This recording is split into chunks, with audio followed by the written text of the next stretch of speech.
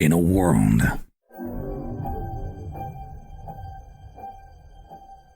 where Carolina Panthers fans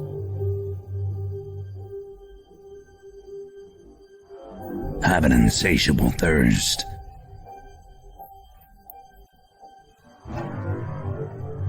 for Panthers news and opinions.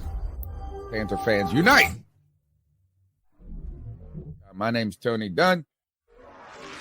Cody Lashney, how you doing? CK's in the house. How you doing, my friend? The Stat Daddy. But I think Derek Brown, hey man, he deserves that dab on him pick. Dab on him, Phil Snow. Dab on him. All the same, yeah, 100%. We can just Mine is going to go to the fullback. I'm going to dump on the Richie guy. Dab on him, Shaq. I'm going to put the towel on Matt Rule. Y'all took all the good ones.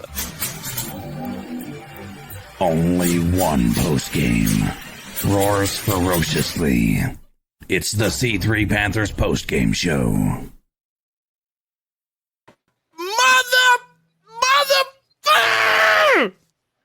God! Jeez, welcome to the C3 Panthers podcast, the post-game show where the Carolina Panthers have fallen. I don't know. Somebody's got their... Oh, is it my phone? Is my phone? My phone. I saw Tony Dunn. People are calling me. They're checking on my health. That was my mother. She was calling. I got the Bluetooth hooked up to the roadcaster. Jesus, Lord of mercy. What was it? 34, 31? 37, 34. Unfortunately. 37, 34? What was the final? 37, 34. Man, and what was meant to be, what was the most meaningful game of the Panthers season this year, and arguably for the last 3 years, the most meaningful game for this team, and also arguably the most exciting and eventful game, turned out to be, I mean, I need medical attention, bro. Yeah. Right. I need medical assistance after this game for all the swings, all the hits, all the misses. And I got to say this, witness the Walker wonder, witness the Walker blunder, witness a defense who fucking makes fantastic plays, but then ruins it. Dude, I don't know. The blame falls on every single character in the entire drama that was this game between the Carolina Panthers and the Atlanta Falcons. My name's Tony Dunn. It's the C3 Panthers post-game show. The number's 252-228-5098. Let me introduce my crew, my wheelman. Two things I got to say to you, Cody. Number one, Eddie Pinero, or whatever his name is, no dinero. Ah, man, he had been money until today. He lost us this game. No, Eddie Pinero, I disagree. I'm gonna fight. I'm gonna fight to the death over this. No, I'm gonna win this fight. Eddie Pinero. Eddie Pinero Wrong. not only choked once. Wrong. This motherfucker choked two. Wrong. Fucking Wrong. times. Wrong. It's bullshit. Wrong. Fuck Eddie Pinero. He did not lose the game. Yes, he PJ did. Walker fucking threw some dots today. Man, that was a hard-fought game. I have not had this much fun watching the Panthers football in forever. Fuck that dumbass soundboard that Tony has. Eddie Pinero's a bitch. Get him off my fucking team, bro. No. Kickers do not lose games. That can't be true. They win games. He did not win this game for us. He did not lose this game for us. Hold on. Let me ask you a question. What is a kicker's job, Tony? To kick field goals. Okay, I mean, yeah. To make what's field a goals, fucking what's a quarterback's job? To make passes. Right. So I mean, if his only job, the quarterback's job is to lead an offense, to hand the ball off, to do everything. Right? You could say all of that. The kicker's only job is to make field goals. That's How about it. this? What about extra points that don't need to be 40 or Oh, 48 yards or 40 yards or whatever. No, DJ made one of if the it best comes plays down to ever. one play, You're gonna blame if it on comes him? down to one play, it is not.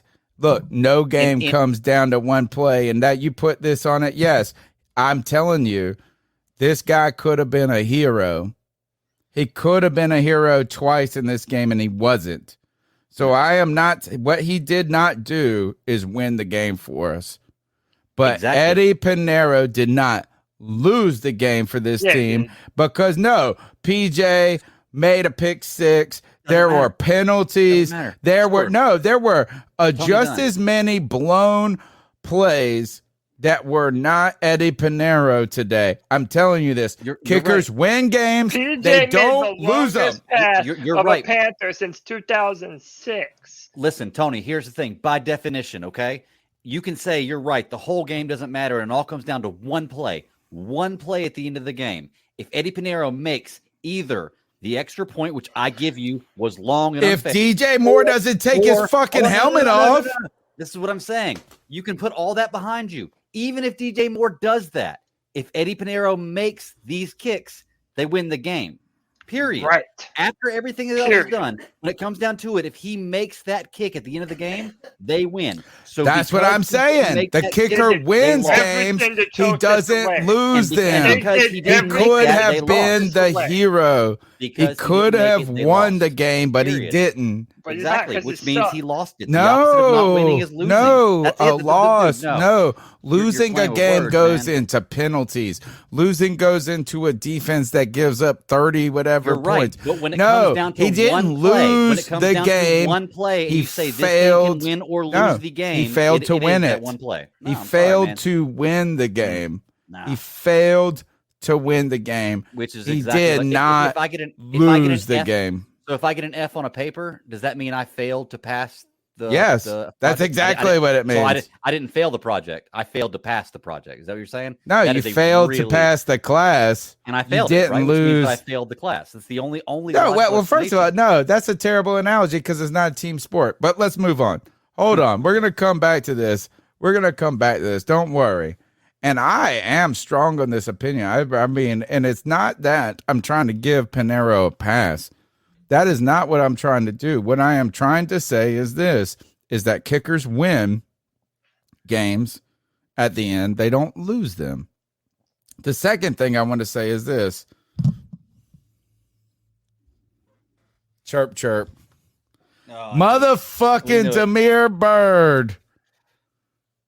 Oh, my gosh. Got intercepted by C.J. Henderson like a Ha! bitch. He got intercepted. Dude, Bitch, did you see how poor his? Like, I will give Cody this. Demir Bird did a horrible job trying to get that ball. He gave up on that play. It was off. He didn't give up. He got out muscled by a guy that's twice his size. No, Which and doesn't- all right. doesn't So how bode about well this? for him. Is look, these motherfuckers are gonna come here and talk shit about Demir Bird when he literally won the game. He literally won the fucking game for them. Now look, witness the Walker Wonder. Oh my gosh, so many ups and downs. I don't know how to feel about this game. The Carolina Panthers go from being contenders to being contenders for a top 5 draft pick after this. My name's Tony Dunn. It's the C3 Panthers podcast post-game show. The number is 252-228-5098. That's 252-228-5098. We want to get your thoughts. Do kickers win the game? Do they lose the game? Was this Eddie Pinheiro losing all the dinero? Does this fall on some other people? And penalties, oh my gosh, penalties killed this team. Cody Lashney, my wheel man, I'm telling you, Demir Bird, totally greater than Shi Smith. And if you fucking say anything otherwise, I'm going to come over there and rip your big ass off your little ass body. Falcons every fucking day of the week. Demir Bird can fucking suck me just like every Oh, you sucked Dude, I him don't tonight, give bro. a You shit. fucking sucked that No, bird I dick don't tonight. give a shit. He got intercepted by Pete. By He got fucking intercepted. He's a Dude, I don't even give a fuck, bro. That's He the fucking stupidest sucks. thing I ever He heard. got intercepted. I don't give a shit. fuck the Falcons. You know what? How about this? I'm proud of this team. I'm proud that of the fight that they displayed. Dude, I think between the referees and fucking Eddie Pinheiro, dude, I think that this game just got out of hand, man. And I hate that we fucking let this through our fingers because Atlanta did everything in their power to choke this away. They did everything in their power to choke this away. And yet here we are still with the L. The Saints got a W today. So did the Falcons. Damn it, man. This one just is painful, dude. It's fucking painful. Fuck Demir Bird. I'm not giving into your bullshit. Oh no, man! I'm not cheering for him to beat us. What I've been saying is this: look, and for the people that are listening, for the people that are listening, are already like, why is Tony? I'm not cheering for this motherfucker. But look, Cody Lashney has tried to fucking laugh me off for the last 6 months or a year and a half or whatever the fuck it is since we got this stupid ass Shy Smith. You're like, oh, Shy Smith going to Canton. Shy Smith's about to be the next motherfucker. Where that Steve Smith, some stupid ass shit. No, you're just making shit up. No, shush. No, you're shush. just making shit. Little boy. Shush. You're lying, and the whole chat room can tell you're lying. No. And they know that you're I told you, Demir Bird had done more in one game. Demir Bird has done more in one game than Shy Smith has done his entire NFL career. And guess what? He did it last week. He did it this week. I'm sorry, man. You got to at least respect the bird, the chirp, chirp, man. I'm telling you. And I just liked him when he was a Panther a lot. So I was not rooting for him today. But, man, when he put the dagger in us, good God, I was like, oh, my Lord. People were messaging me. They were saying all I could think about was Cody and Tony going back and forth about this. You know, I left CK. I went and I had to take my son to his practice at 2:30. He has to be there at 2:30 on Sundays. And so I perfect timing for halftime. I get there for the second half. I'm listening to the last 40 seconds of the second quarter on the radio. Oh no. PJ witnessed the Walker blunder, throws a pick six. We're about to go into the half. Up. We go down. I go into we go hang out with my friends. We're watching this game, bro. It's up and down. My emotions, it's a roller coaster. I leave the bar to come here to do the post-game show. We're down whatever it was. 7-6. No, we were down 6 we tied it up. But the greatest pass in the history of PJ Walker's career. From Walker blunder to Walker wonder. 62 yards through the air. PJ Walker threw that ball, and it was the longest pass by a Carolina Panther since 2006. Yeah. So, DJ Moore sneaks behind it. Cam ever had. CK, how did this happen? What happened at the end? And to tie it up, both awesome and terrible all at the same moment. Excuse me. I'll tell you this. I think the defense slowed up because I don't think they believed PJ had that arm that he had right there at the end. They did. They were so far. I think they looked back and they saw how far away from the line of scrimmage they were, and they slowed up. They're like, "Oh, okay, we'll just come back because we only need to defend this much." And then when that ball uncorked, DJ Moore just ran and got underneath that. And oh my gosh, dude, like that was. I don't think I've been that excited to see a Panthers game or see that much excitement in a Panthers game in such a long time. It is hard to look at this team and feel like it's even close to being the team it was at the beginning of this year. Right. And by the way, vote in our poll, because I put up a poll in the chat just so I can shut Tony up for good today, because I know he's about to be fucking ridiculous with the stupid soundboard. You need to play that Willie Beam, because let me tell you what, PJ Walker, look, he had that bad pick six, but there were some times this man was throwing dots all around the field, man. And that pass to CMC DJ, just threw a touchdown. Sorry, dude, Hate that Shut up. pass, he made some incredible passes today. And again, PJ Walker has been the That best counts for my quarterback fantasy team. on our team for 3 years now, man. For 3 years, he has the best arm. He has the best propensity to push the ball downfield. He goes through his progressions. He made that dumb play on the pick six. But, man, other than that, how are you not impressed by PJ Walker after the win against Tampa and this narrow loss against the fucking Atlanta Oh, well, I'll Falcons? tell you why I'm not impressed is I'm not unimpressed either. And we got some But don't super worry, chats we're we going to gotta talk get about to PJ also. Walker. No, I'm not unimpressed. Look, I've actually been a PJ supporter in so many ways. The point being is this: he did start out slow in the first half. Greg, emotional game. What was hold on, before we go to Greg, what was the poll? You didn't even say. What's the poll? What's the question? Did Eddie Pinheiro lose this game for the Panthers? I put absolutely. I'm about to hit on that. I put absolutely. Oh man, yeah, it's just or a team clickbait. loss. Way to go, And no, Cody clickbait, Lashley with a clickbait, team loss. clickbait. Not because you're No, wrong. Now it's the clickbait. I've Yo, got you're this so Greg. broken down. I will. Come I on, will Greg. explain Let's it out call up all the irrefutably. penalties. Let's call up all No, the penalties. Let's listen. call up all You're the right. ways that we let Marcus Mariota be. Look, how about this? Is Marcus Mariota has not thrown over 200 yards in his entire fucking career as an Atlanta Falcon. And guess what he did today? They ate us alive.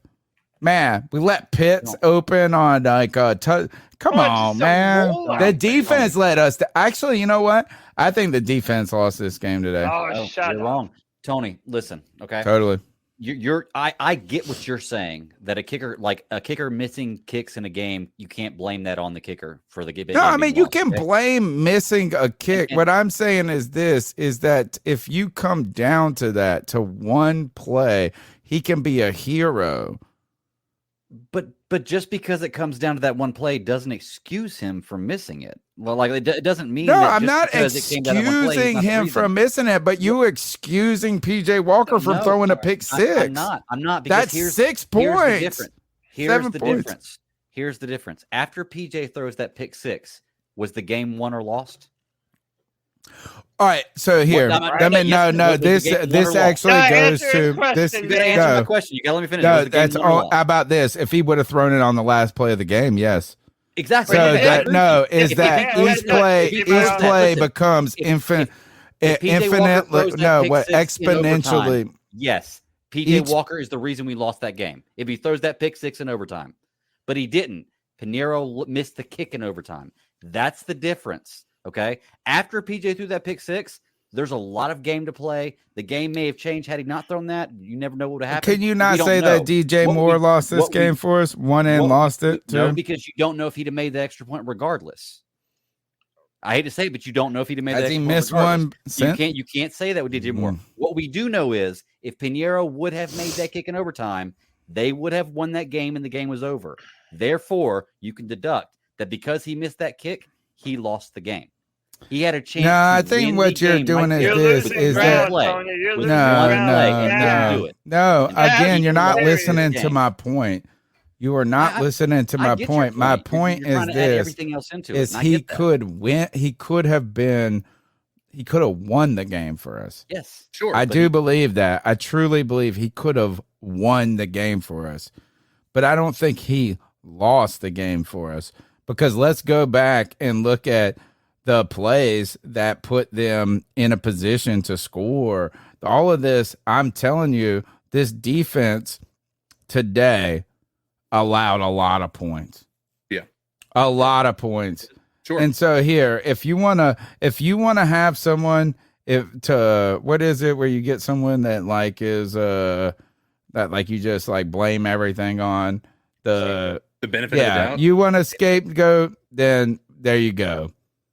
Give it to Eddie Pinheiro. But I'm 170. sorry. This game there were a lot of mistakes, and he is not blameless.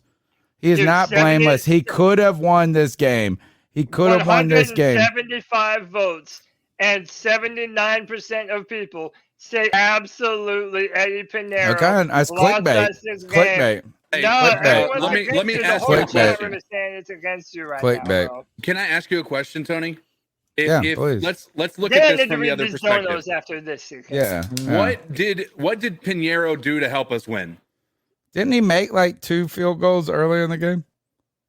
I mean, did You he don't help even us? Do know. you think that he helped us No, win? Do all you right, think well, that let those me pull were? up the stat. No, what do you mean? Like, I'm pretty sure he made field goals in this game. So no, Right. like, So I my question- hold remember on. saying Pinero for the dinero at least twice because that's my saying. Well, he had Pinero extra for the dinero. points. Sure, he had some extra points No, and everything, but like I but know even- he made a field goal. Like, all right, yeah, I mean, I know I'll he look made it the up. first. Let the me first look up drive his that stats. we scored on. He got 1 field goal.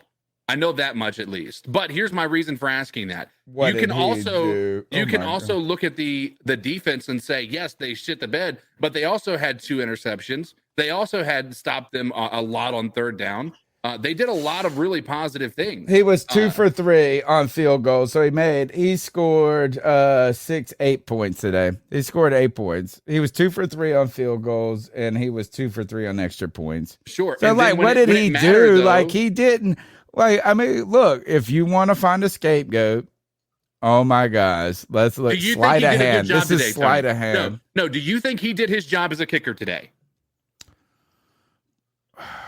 If you say yes, That's no, because I don't like that question because it's a either or.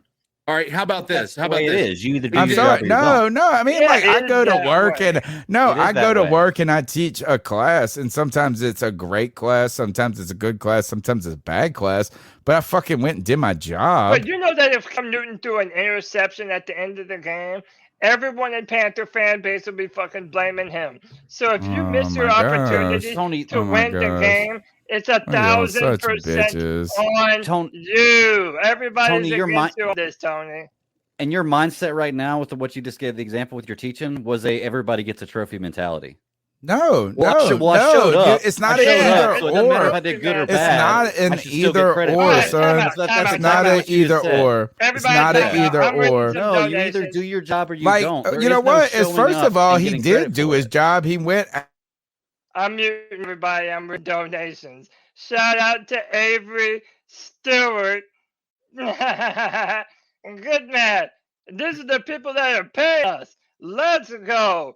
Avery Stewart with the $9.99 says, Tony, if an O lineman has a false start on 3rd down and the quarterback throws an interception on 4th down, is that the O lineman's fault? That's your DJ Moore logic, man. Shout out to Avery Stewart for the $10. Sarah Taylor says, Foreman, DJ woke up. PJ is QB1. Panero, you have one job.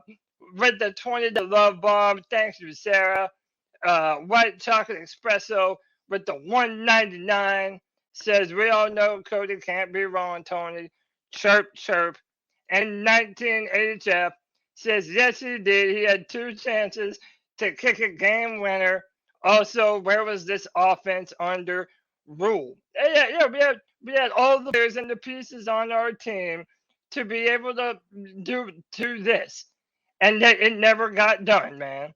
So it's like, bro, hey, Matt Rule is an idiot, dude. I don't even know what to say anymore, man. We had our record doesn't even have to be like this at this point.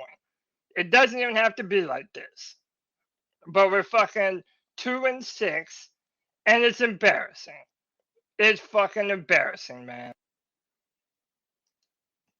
All right, hold on, Greg. You're muted. See, Tony's pissed off because I muted him. I muted everybody, man. I had to read some donations from the fucking people that support this show. Let's go, man. Go ahead, Greg. Well, I was going to say it does raise the question with us being 2-6 because we didn't look like a 2-6 team today. We were also playing another team that could have had the same record as us had they lost this game. So we didn't play a world beater today. But with that being said, with this loss, does that make us want to? Are we draft pick? Dude, I want to fight, dude. I want to win the fight. division. Like I want to what's fight. where's After this everybody at game, with this? I want to fight, bro. You want to fight? Okay. I want to fight. I haven't felt this as alive as a Carolina Panthers fan in years, bro. Yeah. I gotta agree with you. I'm not it was tanking. so fun watching the game today and actually being in it and thinking that something might deal. It was crazy. I'm definitely not tanking, man. There's a whole portion of the Panther fan base that wants to lose. I'm just not with that shit, man. I'm not with that shit. All we do is lose, and we're just gonna what tank for a quarterback that we have no idea how they're gonna be in the NFL. Dude, I'm done with it, man. And you know what? We're not even out of it. Wait, hold up. Go ahead, Tony. We didn't hear you. Oh, what? You muted me again? Look, I'm gonna take your power away. I will kick you off this guy. Yo, what you mad for? Bro, I'm gonna tell you this is that I feel like I'm channeling my G baby right now. I am channeling. He said this. He said, "Oh, what we're gonna try to get a quarterback that we don't know nothing about, motherfucker." I don't want to say it. I should. Mother. You wanted to trade? Fuck. I can't even say that. I can't even talk without the whole year's draft for a dude that couldn't even throw 130. Now you're bringing up old shit, bro. Because you flip floppity. Right, you are a flip floppity mug. I don't even bless you with my beautiful. That's right. Take now. your camera down, you scared. Look at the avatar. Mug. You don't even deserve to see my face right now. What are you talking about? Oh my God. This mug said you don't want to do nothing. All he You're did mad was at the poll, not me. I forgive you. Oh no. This man wanted to trade a whole draft away for the next coming of John Elway or whatever. You want to pick your pick or whatever. And this stupid ass couldn't even get 100. Mad because you lost your prize picks. That's all. Oh, I'm just mad because he sucks. He's sorry. And you know what? I'm thankful we didn't trade our whole draft away for that sorry ass dude that was in that Dazed and Confused movie and always grabbed his nose and put his hair behind his ears. Fuck that Trevor Lawrence ass little girl. Second, man, how do we deal with today? Oh my gosh. I don't know how to feel. I don't know how to feel. Like you guys want a bit. Look, so some people in the chat said this is a good team.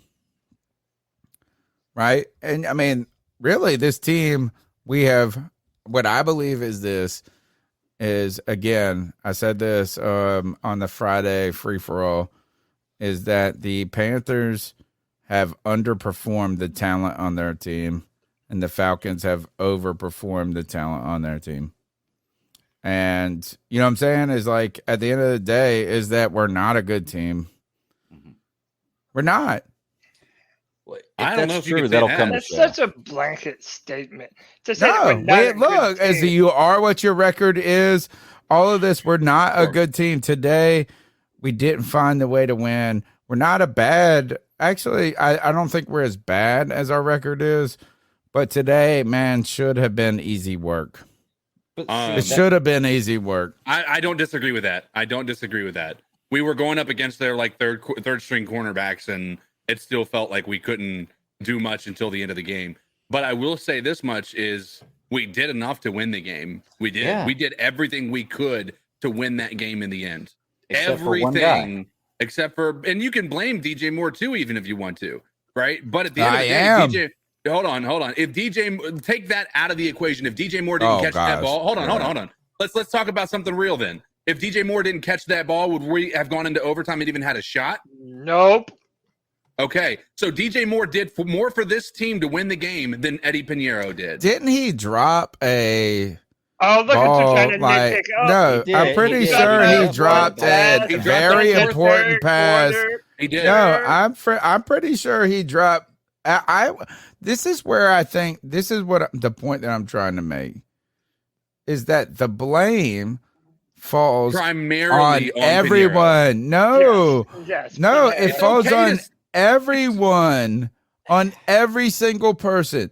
PJ Walker threw a pick six. Some more than DJ Moore dropped a very big pass over the middle. That was a 3rd and 19, which was crazy that we even were in the contention for it.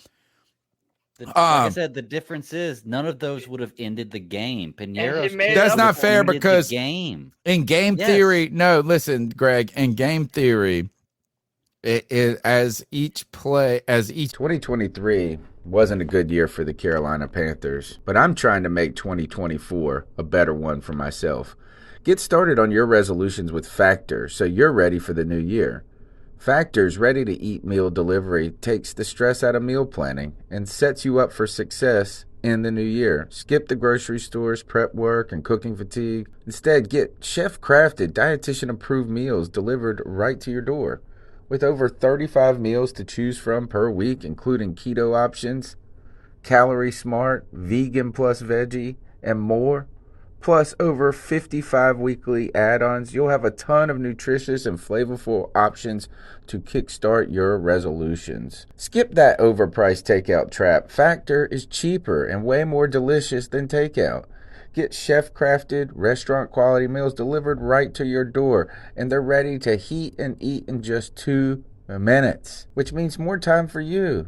Head to factormeals.com/C350 and use the promo code C350 to get 50% off. That's code C350 at factormeals.com/C350 to get 50% off. Each move gets closer to the end. Each play becomes exponentially more valuable. Yes. So, Which here's the thing: is Eddie Pinero missed the extra point, but if he would have missed it in the first quarter, you would have been like, "Oh, he lost the fucking game." Because the difference DJ is, if he misses it in the first quarter, you have the rest of the game to try to make up DJ for shouldn't, that. dude. It's not just Eddie. DJ shouldn't have taken off his helmet. Thank but you. Eddie was Thank more you. responsible than DJ Moore. No, the loss of this game. all equal Let's put it this way. parts, Hey, bro. how about this? If it wasn't for DJ that Moore reception, catching. we're not in this game. Let's put it this way: DJ Moore catching that touchdown to tie the game did not win the game. Pinheiro missing the extra point would have won the game. Pinheiro making the kick in overtime would have won the game. That's the difference. You know, that's the only difference for me. Like, I get what you're saying. I definitely want to take everything else into account. But at the end of the day, it comes down to that final play, one coin flip. That one coin flip is what determined the game. It's like I said. How about this? What about the touchdown? What about 1st and 15 at the Carolina 47, where Marcus Mariota hits Damiere Byrd for a 47-yard touchdown? Did he win the game? No, he yes. didn't. Because how about there was this? more game to play after that. There was plenty more game to play after that. The other argument I'll make is with regard to Pinheiro. Like, here's my compensation here. If PJ Walker had the ball 4th and 13 and it was a wide open wide receiver in the end zone, right? But he throws a pick in the red zone. Is he losing the game or is he winning the game, Tony? I would say he lost not the game. winning. No. All right, He lost the game. I don't know. Yeah, I mean, you're not going to change my mind. Just like, man, fuck. No, you know what? Fuck y'all.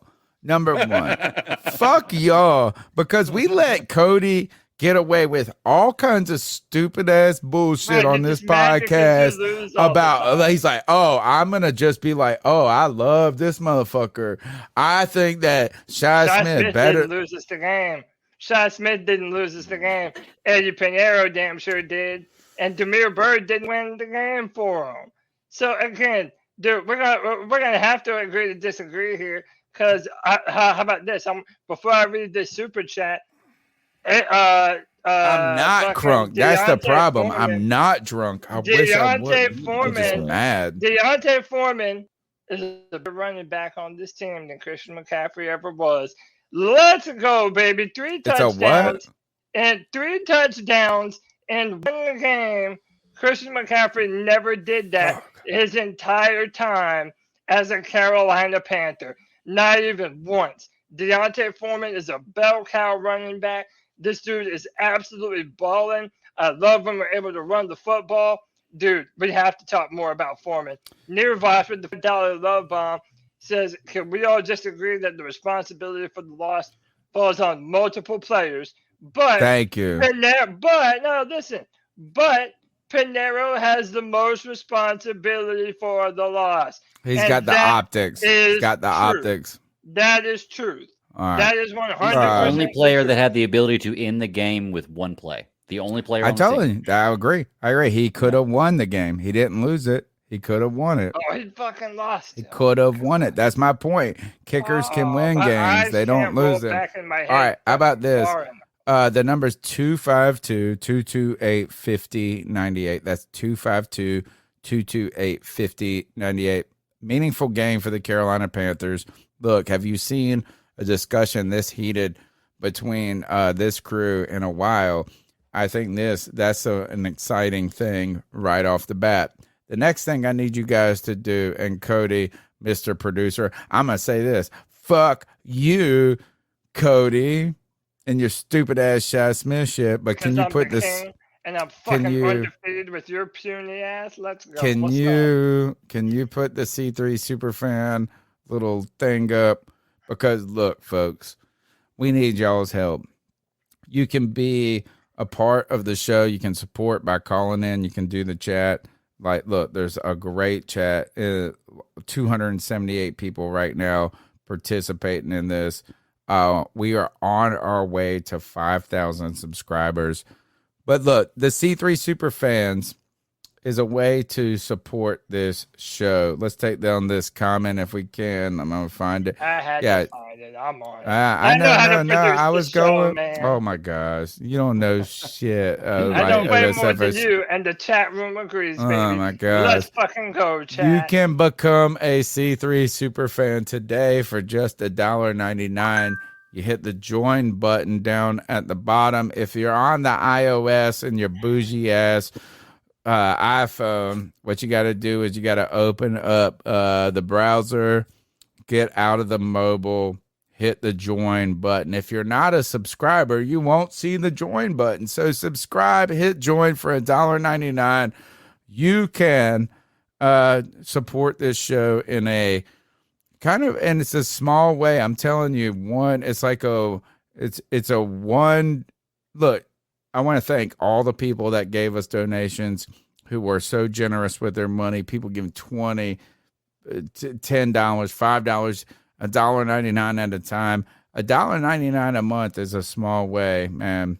Death by 1,000 cuts or wins by 1,000 super fans. We could use your support. Let's take that down because your stupid ass head looks. You know what? Leave it up. Leave it up in your stupid ass foot. Sorry. Or I'll just mute whenever I feel like you're being fucking annoying, you dipshit. Jesus. Good Lord. Put the explicit on this one. What? I can't hear you. Were you saying something about Demir Bird? Nope. Yeah, fucking you too, buddy. Hey, look. We got to talk about something different or else I'm going to fucking blow a fucking gasket in my brain. We need to go to the calls. We need to go to some calls, man. That's what we're doing. Bring us into some cat calls. Yeah, and then we'll come back. You know what? Save your opinion for a second, and then we'll go to some calls, and we'll come back. So what are your thoughts on catcalling? Yeah, it's pretty. You shouldn't do that to somebody. And how did that make you feel? Very uncomfortable. So how do you think catcalling makes the person feel? It feels good, like. Who's that cat sitting in the back corner with his face buried in his nose? Who's that kid that can use one?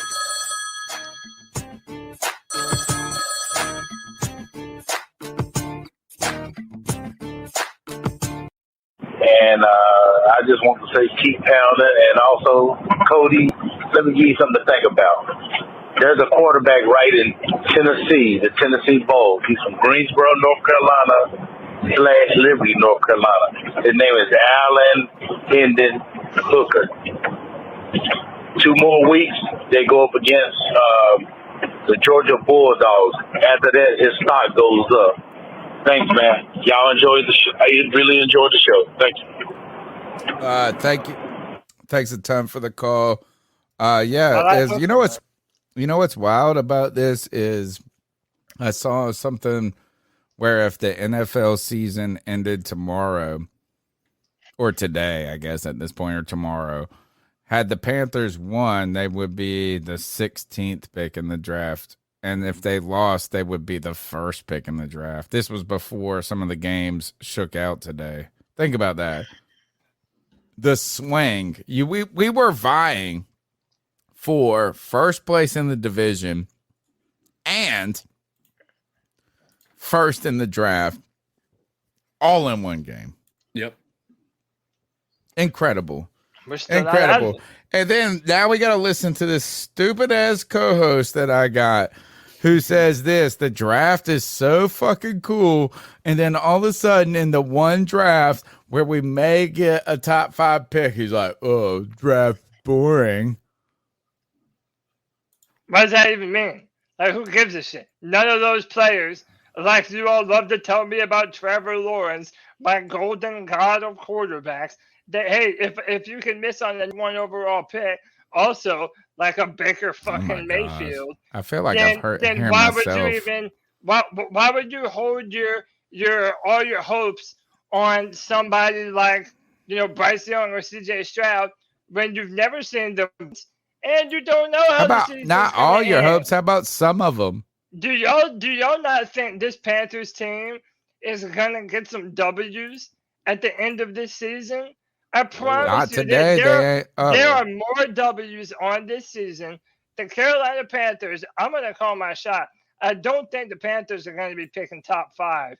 Maybe I'm wrong, maybe not, but I really think that this offensive line is too good for us to be picking that low. And Jeremy Chin hadn't come back yet. I just don't buy it. I don't buy that we're a top 5 pick in the draft type of football team. So I might as well continue to fight and continue to build the roster as is, man. All right. Next call. Matt Corral. Hey, this is Lee from Houston with his wife, Liz. She disapproved of this call. This is before the Atlanta Falcons game. Let me just go ahead and say, Carolina's going to fuck up the Falcons. We're going to be number 1 in the NFC South. I am fucking excited for this season. Let me toss it out there. Panthers number 1 in the NFC South. Toss this out there now. Love the podcast. Hey, we met at 519. Roger, she's been my wife ever since. We're living in Houston, Texas now, but my man, Panthers fans till we die. Love you guys. My man said he met at 519. First of all, that is a bar in Greenville. That is the great college bar. It's like one of the greatest college bars in the history of the world. That's incredible, and we're too old to go to 519, folks. Next call. Speak for yourself. Hey, C3, this is Al, the sailor. I don't know what Matt Rule was doing. Why he went and play foreman? You got him here for a reason, dude. You paid him, man. But you don't play the man. Matt Rule is a fool. TJ's not the answer. We still need a quarterback. We definitely need a quarterback. We need more O-linemen. Also, thanks, guys. I'll be chatting with you guys. Oh, guess what? Oh, I was just thinking about this. Is as you continue to say, look, people are saying, "Oh, Eddie Penn, these kickers get paid millions." First of all, he probably gets paid the league minimum. This guy just got picked off Still of a lot nothing. of fucking But money. here, how about Cody Lashney ducking and diving his boy Brady Christensen, Your who had vibrator like is going off. not mine. Oh, that might be Greg. It's got to be Greg because he's not by here. I'm- Mute him. You know what? Leave it on because how about this? Why don't you tickle your dick with that vibrator for Brady Christensen, who had a shit ton of penalties today, bro? Well, I mean, to be Oh, fair, you want to talk about it? Oh, what? We will well, I forget guess that the hand loss he's is your on him. he's your boy. Say some He's dumb your shit, I dare you. Oh, say that the loss is on Brady Christensen today. oh, Give totally, me a totally, fucking totally, break, dude. bad. Cut Eddie Pinheiro. You gotta cut Eddie Pinheiro because that guy sucks. I'm so And angry. Look, man, like there was a bunch of dumb penalties. No doubt. Yeah. Oh, no dumb. question. Pick somebody. Look, Greg. First of all, Greg, you got a vibrating ass phone. that sounds like it needed to tickle Cody's. Brady Christensen, you know what? You need to put Greg, that you thing got to look somewhere this up. else. Look up penalties for us. What were the Panthers' penalties today? And Cody, Brady Christensen did not have the greatest day today. A lot of penalties, at least. I know his number got called on a couple important drives in the fourth quarter. Yeah, well, and that I remember in that one of those final drives too. Whoever number 41 is, the running back on the team, he was supposed to block. Who is he? Dude, no one knows who he is. Spencer Brown? Yeah, who the fuck is he? He came off the practice squad. Never, ever heard of him before today. No. I've got the penalties. Carolina's 9 for 74. Atlanta's 7 for 64. And guess what? Brady Christensen was 30% of those fucking penalties. But I'm trying to find anything, Cody. About what? I'm mad. Y'all, I'm mad, man. This shit got my emotions up, man. 21 points in the fourth quarter, y'all. We did? We did. That's incredible. We scored 21 in the fourth. That's crazy. Incredible. I was hoping the hell that let's go to next goal. Let's go to next goal. And broke your shit, dude. That would have been fun. That would have been an all-time moment if you would have done that, Tony. Christian who? Fantasy football stud Dante Foreman delivered the goods. The Panthers ran the football. When you run the football, it makes your quarterback better, gives your defense more rest. And I know that you guys hate Ben McAdoo's guts, but let's give him his due. Let's give him credit. He called a great game today. Having with a third string or second string quarterback out there, he delivered the goods. Bye-bye. Bye-bye. Hey, before we go on any further, CK, we have an illustrious new member joining the show. Why don't you talk to our girl, Sarah? She's like gotta be the best looking member. Sarah. Better looking than you, certainly. Welcome into the C3 Super Fandom. You've hit that join button and you have decided to support the C3 podcast at the low price of $1.99. And that's going to be with 12 entries of $1.99 for the next year, right? If not longer. Thank you so much for the support. Welcome into the club. And you know what, CK? You know what, man? You're not done, bro. Now stop playing the fucking game and get in this game. Done. He's not done, good. man. He is not done because you know what? We've had a bunch of freaks in this chat, and hell, now that we lost, the only pleasure that they're gonna get comes from Big Papa. Quite literally, Big Papa. Talk to him, buddy. Ladies and gentlemen, boys and girls of all ages, you've joined into the C3 podcast to talk about a really invigorating game that resulted in a heartbreaking loss. You've decided that I'm going to go watch these boys talk about it, argue about it, decide who's to blame, who's not to blame, but you haven't hit that like button yet? I have one thing to say to all you absolute freaks. Subscriber shame.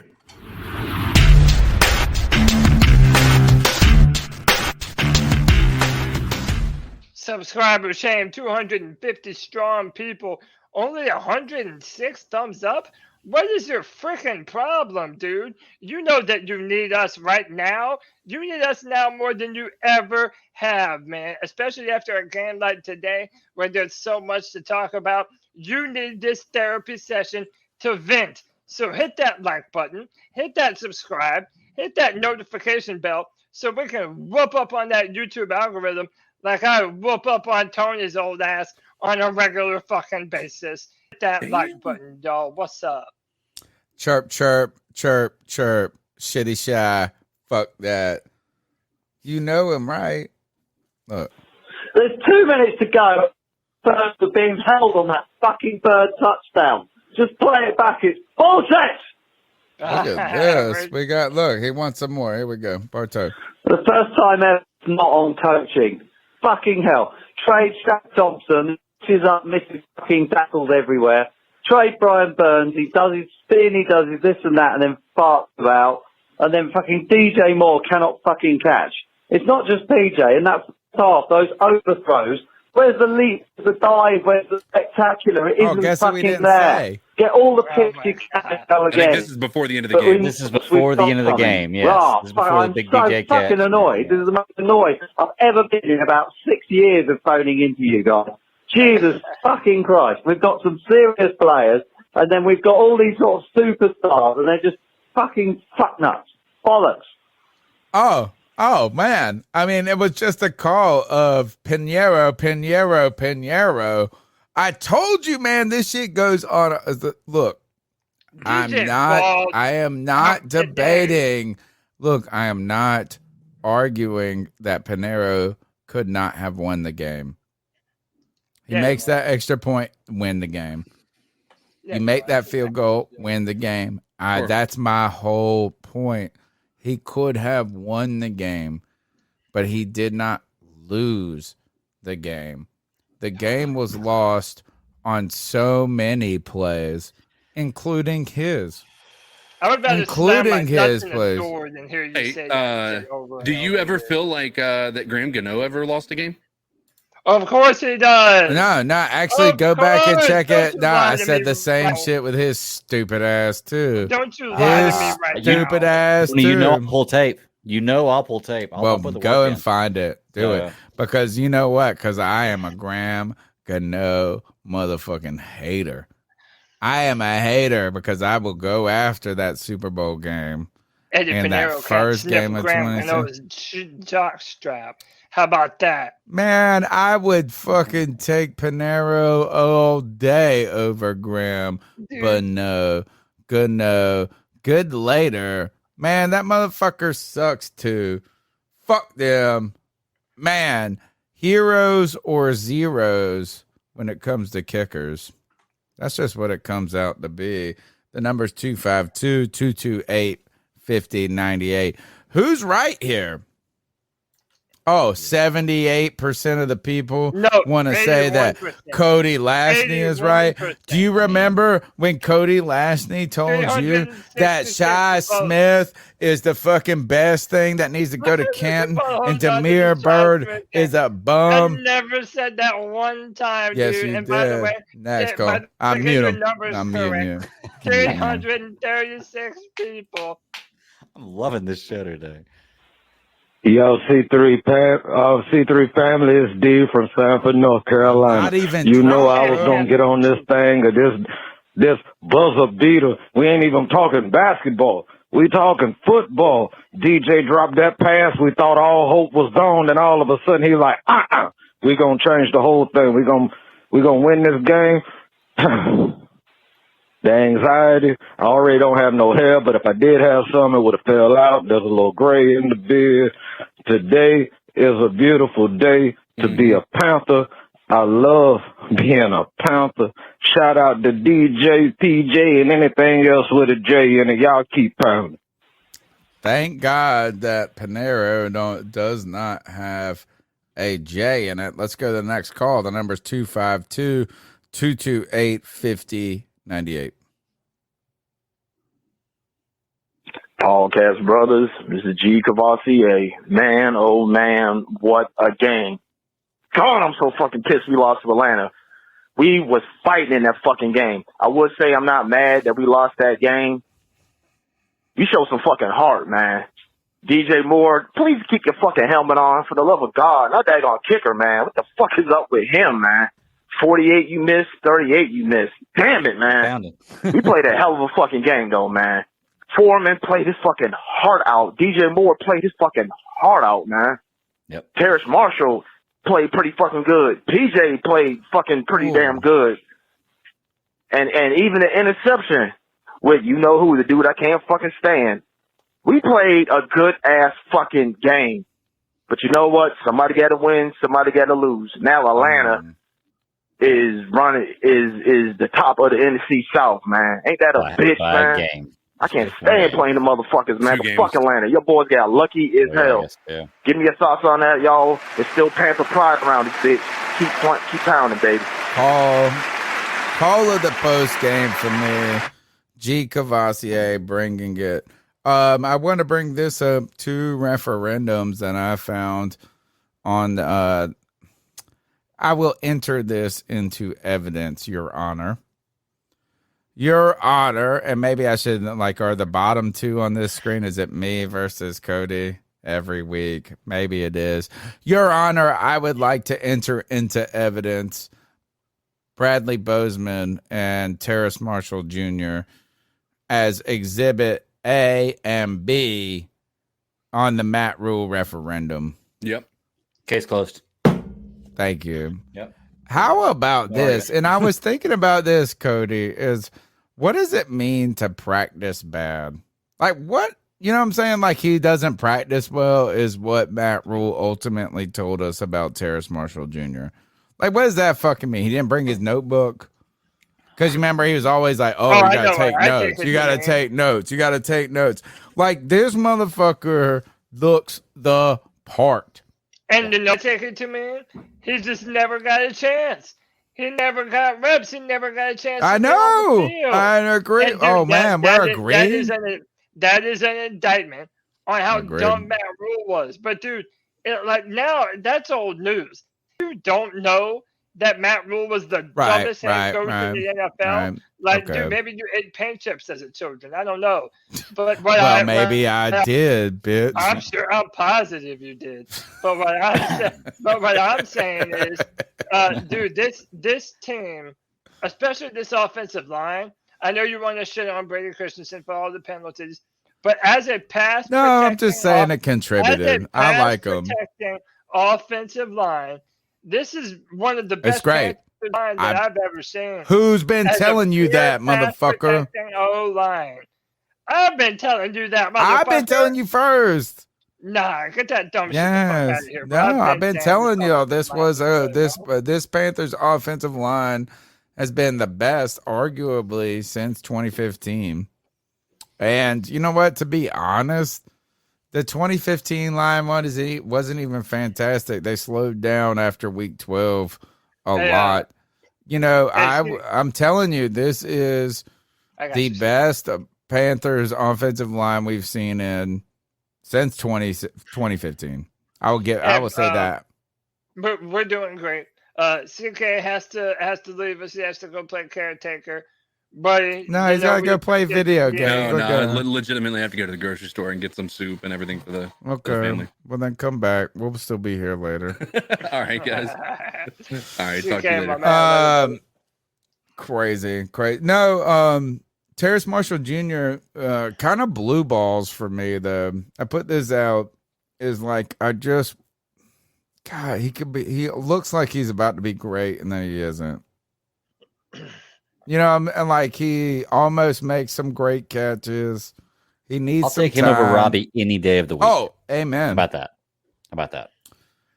I like that. I like that. Yeah, man. Actually, look, is that interestingly, the Panthers shipped off 2 players that they paid a ton of money to and are better. Way better. The offense looks coherent. Wow. Yeah, I know. The offense is the best it's looked in a while. Mm-hmm. It has its down moments, but every team does. And it's PJ. You know what I'm saying? It's PJ. As he is doing, he's doing the best you can ask for that guy in that moment. Think about that. Is a guy who is not given anything, who is no one's given any credit for anything, comes in there and does better than Sam Darnold and Baker Mayfield all day. He deserves to be on a team. He does. He deserves to be on this team ahead of those guys.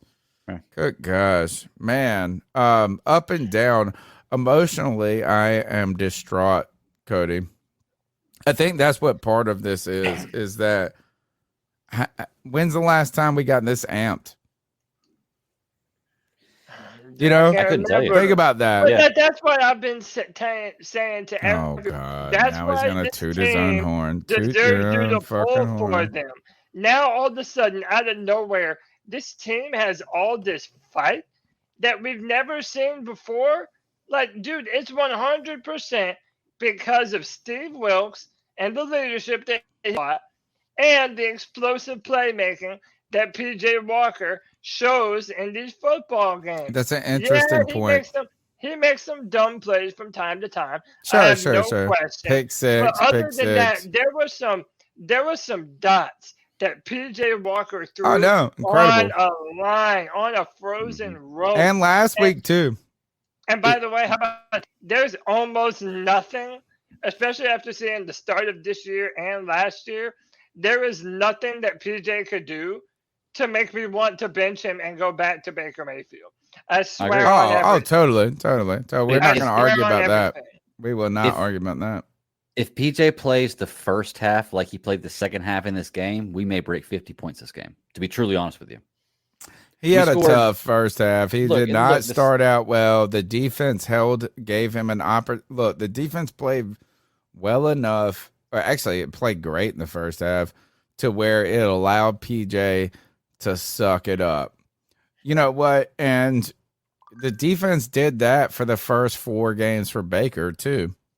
Look, they allowed Baker to suck it up in the first half and could have turned it around in the second half. And guess what he didn't do? But PJ did today. You know what I'm saying? Like, as PJ started out, like, with it was horrendous. He was like 2 for 7 or something. Like it was awful. Less than 100 yards in the first game. In the first half, I think it was terrible. He finished with 317 yards, which is we haven't had a 300-yard passer in a long time. They scored 24 of their 34 points in the second half. Yeah, he's outplayed. He outplayed Baker Mayfield by a bazillion miles, and that's today and last week. An undrafted free agent. I agree with you. I agree with you in so many points, Cody, when it comes to PJ. But I don't. This defense, man, really let us down today. I'm telling you, the defense, and it wasn't them being tired. Look, we gave them a lot of excuses in the past for never getting off the field, this and that. Look, we ran the ball. This team, the defense made some error. Look, this was a team loss. That's what I'm trying to point to you guys. I know you want to keep talking shit to me. This was a team loss. AT Aliens saw your kicker at Magic City last night. What does that mean? I don't even know what Magic City is. A strip club. Meaning he didn't have his mind on the game. Well, you know what? I'll use your argument against you though here with the team defense. Loss. Is the defense started out 6 points down with an offensive pick six? They didn't start out 6 points. That was the last play of the second quarter. Not start out, but either way, the defense held them. The score on the scoreboard is not what the defense allowed by 6 points. Okay. I'm just saying. So if you're going to use that argument, then guess what? PJ's part of the problem. A team loss. Team loss, man. That's what I'm trying to say. It's a team loss. The number's 252-228-5098. What's up, CP? No, I'm not in the mood. Look, he said, shut up. I'm trying to talk about my Panthers. Oh, my God. Right? Come on, man. This kid needs to go. He needs to go. What the heck? This is so stupid. Oh, he's mad. I can get that. Noah, the chat is decidedly against me and Eddie.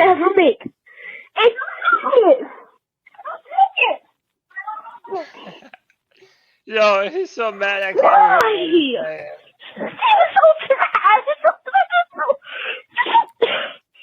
This is so awesome. Noah. Bro, look, guess what? I like the end. They go together. I would like to say this is that, I was on that train about like Matt Rule and David Tepper had to take Noah to school tomorrow. Now we got to make Eddie Pinero take little Noah to school. On top of this, I want to read this super chat. Bro Man hits us up with a $2. Look, thank you very much for supporting the show monetarily, folks. I cannot thank you all enough. We have been growing so much, and because of your support, he says Shaq Thompson has been terrible. And Shaq is like, he's been the same his entire career, and that's just It's just okay. And we were watching that play earlier in the C3 when we watched this game together for the first half, or I was watching it. And bro, he just put his shoulder down. Terrible. Just poor fundamentals. I mean, like he's a vet. He is a vet. He's not a first year. You know what I'm saying? This guy's been in the league for like 7 years now. He was drafted in 2015 or 20. Yeah, I think so. He's been around forever. Got paid. I don't know. Shaq is just all right. By the way, That's it. Eric 37 with the $5 love bomb says, of course, Pinero chokes when CJ Henderson makes a interception. Of course, man. And do you know what's embarrassing? If we would have been able to win this game, been able to hold it over Falcons for a long ass time, bunch of choke artists, all y'all do is choke. You're known for choking, and then yet we out choke them. We out choke the choke artists. What is this, man? God, I want Pinero gone. I don't care what you say, Tony. You can talk all this shit. It's a team win. No, fuck that. I want Pinero out. I want him out. I want him out. I want him out. The one silver lining to this loss, silver lining I can think of to this loss is we play them in 2 weeks on Thursday night. Yeah, that's going to be a big game in 2 weeks on Thursday night because we're only 2 games back. If we win next week and they lose, it could be the exact same position in 2 weeks, us playing for the number 1 seed or the leaders of the NFC South. So that's the only silver lining to this is that the next game is going to mean so much more. Which, by the way. Vintage Sofa Bar 336 C3 the C336 is what I'm calling it. Get together. Oh, nice. That. We're gonna watch that game. C336. Man, you have the more tongue twisters. And look, I'm gonna call out all y'all fools. I'm gonna call out a couple of fools on this. One is Cody. I'm calling Cody out as a fool. He said, I want Eddie Pinero out. Who the fuck are we gonna bring in, mug? I'm about to channel my inner. Who the? Yeah. I want to get up in the camera like G Baby does. Who are we going to bring? Number one, we've been singing Pinero's praises for the last 6 weeks. Savior on the last moment. Well, you know what? He's made 3 terrible plays now. He kicked that ball out of bounds in week 1. Hip injury, right? He's injured. 2, he made 2 big problems today. And then someone else said this, and I hope they're being sarcastic. They said in the chat is field goal kickers are replaceable. And I hate to tell y'all, we've been living in a life of purgatory for field goal kickers since John Casey, honestly. So no, they're not replaceable. The number is 252-228-5098. Who's more ridiculous? Tony Dunn, Eddie Pinero, Cody Lashney, who believes that Shi Smith is better than Dabir. I need a Dabir. Don't you know that the C3 Panther faithful are on my side? Are you not paying attention? I'm about to call up the 4-man rush. I'm about to get in the 4-man rush. You're about to join them? You're about to join and fight me. The 5th horseman. The 5th. You'll be like a turn club. Oh my gosh! No, I can't turn on my own people. I am the people. We are the people. You are the people. And guess what? And actually, I saw somebody recently at I was hanging out, and this guy, interestingly, his name was named Cody as well. Too many Codys in this world. Too many. Hey, There's a lot of Codys. It's become a common name. There's 2 on this podcast. He was like, that Cody guy.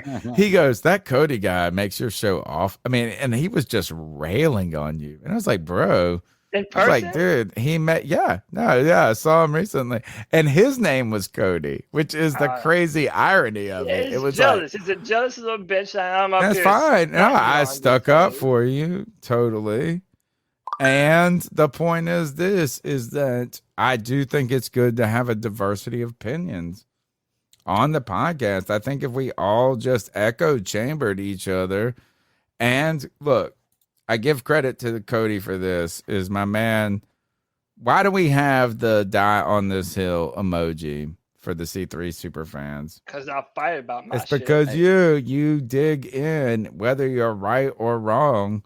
And I'm You always believe right. I've in your never been opinion. wrong. Oh gosh, shut up. Hey, I'm hold on. undefeated, bro. What's up, C3? Oh, Go ahead, Greg. I was gonna say paused it I've got to for make you. a bumper for this, and I'm gonna start doing it so that way I can just play it whenever it happens. Throw the flag bumper. Somebody in the chat room just said that we would have won this game if Robbie Anderson was here, and I'm looking for it in the chat room. Oh man, What are you talking about? Based on what?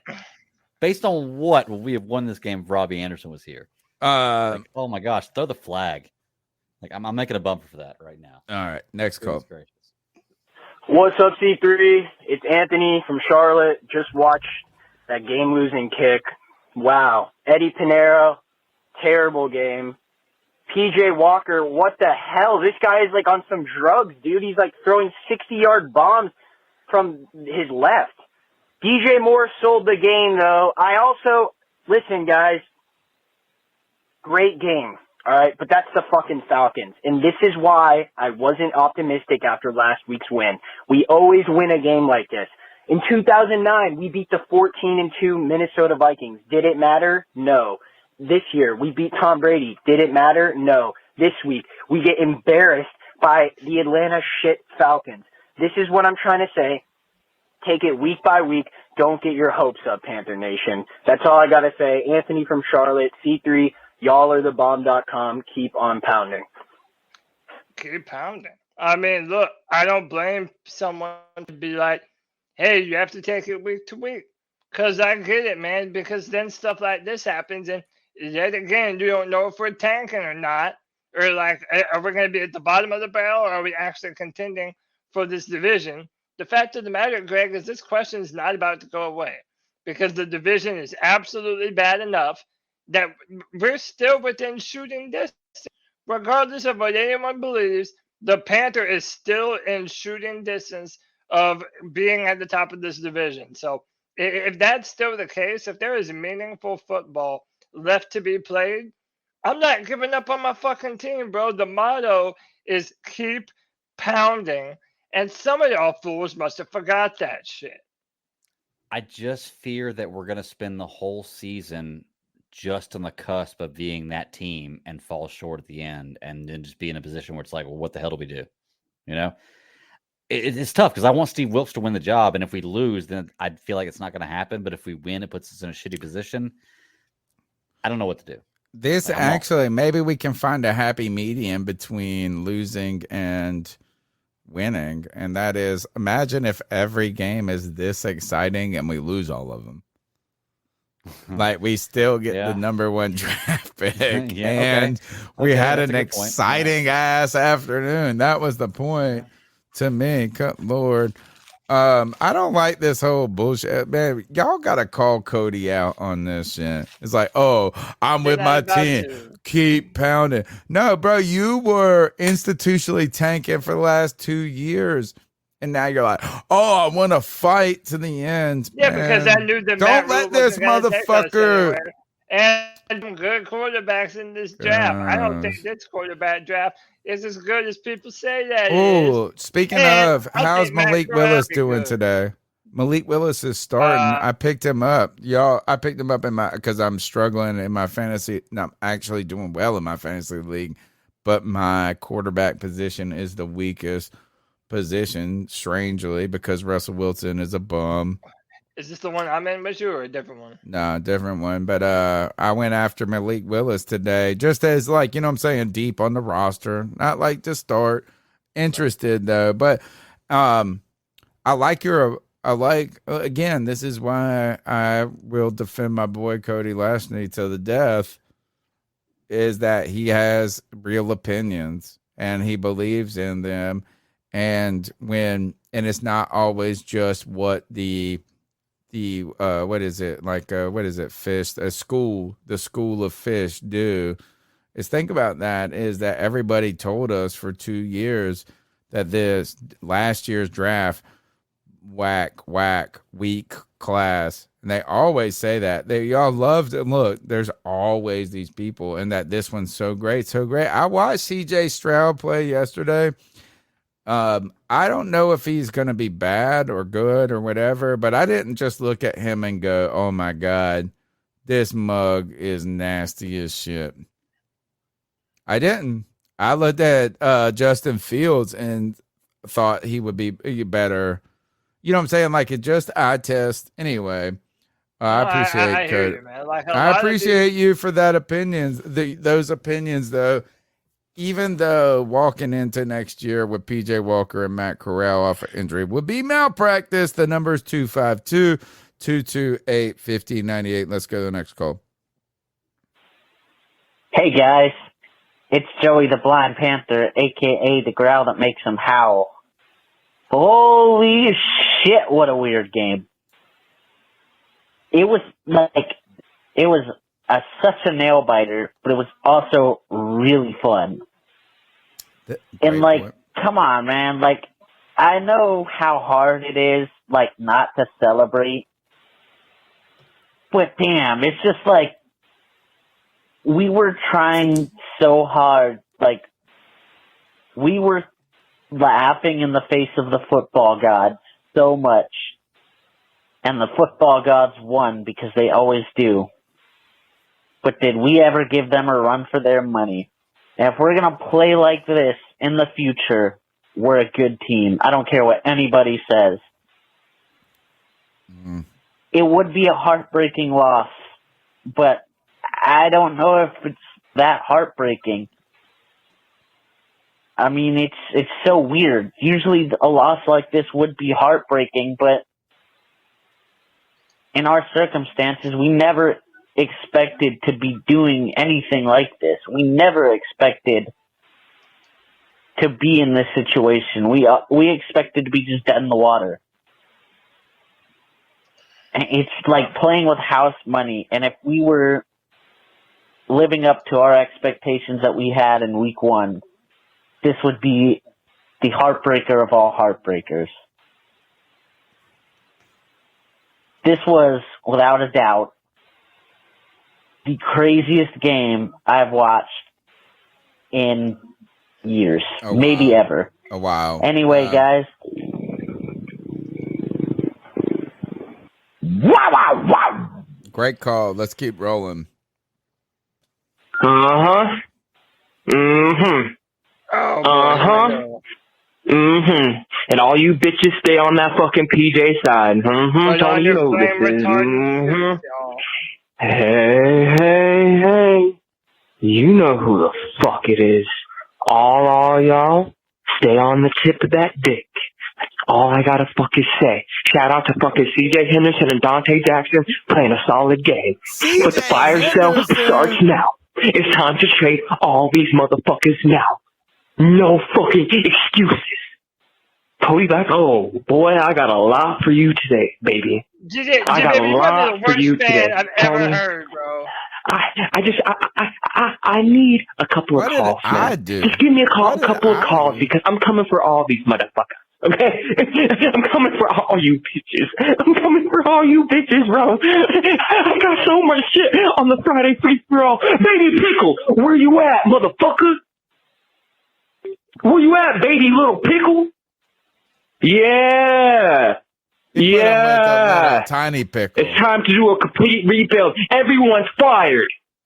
Everyone gets fired. Is trying to say. Yeah, I'm calling in today. Yep. I want to hear the excuses. I want to hear what the fuck y'all gonna say. I want to see you guys jump dick. Because I feel like that's what's gonna happen. All you Ken K dick jumping motherfuckers, man. G baby's overreacting. Oh, G baby don't know shit. G don't know this, huh? Twan and I tried to tell you motherfuckers on the free for all. Shout out to motherfucking C-Dog. What's Gucci with you, nigga? I'm sorry you had to live through that trash-ass game, that back-and-forth trash-ass game. Oh, I'm calling in. I'm bringing the motherfucking fire today. Don't know excuses. Y'all come to the motherfucking panel, and I want to hear all you motherfuckers down on that dick. That PJ dick. The PJ Walker. Hey, White Chocolate Espresso, where the fuck you at, motherfucker? Where you at, bruh? I'm coming for you, motherfucker. I know. Look, I'm telling you. First of all, you know, we all got our own. G-Baby needs a Xanax, doesn't he? Nah, man, he got to keep it right, I love bro. it. He needs a Xanny bar or a couple. Nah, you like it? Look, this is what when it comes to G Baby is anytime you answer the phone and he's calling you out, you're like, shit, he needs a Xanax. But when he's calling someone else out, you're like, fucking get that motherfucker, yo, get him. I'm telling you this is I've got some things in the works I want to do. I know. Look, is that a lot of people is G Baby? I want to worse if you go through with this idea. It's gonna be great. So I want a coffee mug. I want a set. You got to buy both of them. Two coffee mugs. One says, "Bro, G Baby was right," and the other one says, "G Baby tears." Because he always be crying, he always be frying, he be doing his thing. Look, G Baby, look, I agree with a lot of it, but he always comes after me. He always starts off. I was like, what do I do? I'm taking strays in that. I was catching strays in that call from the beginning. Look, you will love G Baby one day. The truth is always in the middle with G Baby. Like he brings half truth, half ridiculousness. And anytime he talks about Cody Lashney, he bringing the truth. Next call. It's probably him. It's your boy Mike, aka Supreme Leaders. Supreme Leaders. What the fuck? All you had to do was keep your fucking helmet on. It's part of your motherfucking uniform. Yeah. I don't give a fuck.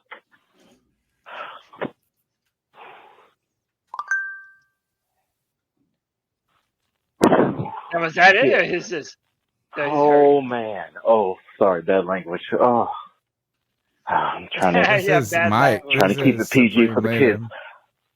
Don't worry, we already missed part that of one. It's part of your uniform. You just keep also it on. A dumbass you just penalty. keep it on. It's also a dumbass penalty. The game's over. Let's be honest. 20-yard field goal. The game's over.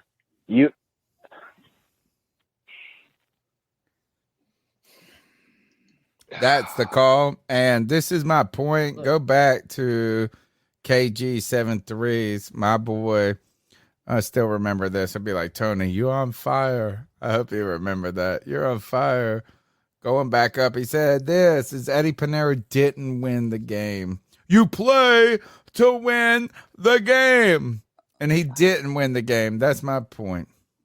Look, my point. Here's my thing with that penalty at the end, okay? Or with DJ Moore's penalty is I wish they would take that penalty away. I wish they would too. While I understand in certain circumstances, if you're in the middle of the field and there's a scrum going on or whatever, and you take your helmet off, that's different. If you're celebrating an amazing, possibly game-winning touchdown and a Hail Mary pass in the last seconds of the game, it sucks when the penalty there's got to be changes lines the drawn. whole- You're telling right. me a guy can go up and do a celebration dance and any kind of choreographed thing he wants to do, but if he's so emotional that he runs out of bounds after the play's dead and takes his helmet off, that's a penalty. That's a bullshit call. Like, that's all it is, man. That's a really, really bad same penalty. thing They need to happened go with back and look at Cam that. last year. Remember when Cam got the touchdown in Arizona? And Yeah, then but I they think he put took his it- helmet off in the end zone. So did DJ. Well, I mean, about No, the DJ same. walked out of the Nah, end it was zone about before the he took it same. off. There was nothing different between these penalties today. Oh, then I'll. So I don't want to, to. you know what I'm saying? Like, that's the thing. And some people will say, is it the NFL look is like, and one of the things is they don't want, I won't say they don't want, but you don't have the visual, you don't know what these guys look like because they have their helmets on all the time. So supposedly basketball players have a lot more monetary value for advertisements and things because you recognize their face and stuff. I just, it stinks. It stinks that was such a big deal in a inconsequential moment. But at the end of the day, that other the rules are the, and you know, almost out of character. I won't say out of character. We just believe DJ Moore is so kind of quiet natured, or at least I do, not we. I don't want to speak for y'all. Is he's like always not, he's never been bombastic. You know, like he's never had the over diva receiver moments. He's always just been kind of quiet natured. And it was such a big play and such a big moment. I understand why he was so excited. Yeah, I want to rip my shirt off. It sucks. It sucks. It sucks. It sucks that it ended this way. And I guess Panero, no dinero, lost it for Cody Lashney. Next call. Let me tell you something. I have no words for what we just saw. I don't have any words for what we just saw. What's up, Mr. Okay, Lincoln? I get it.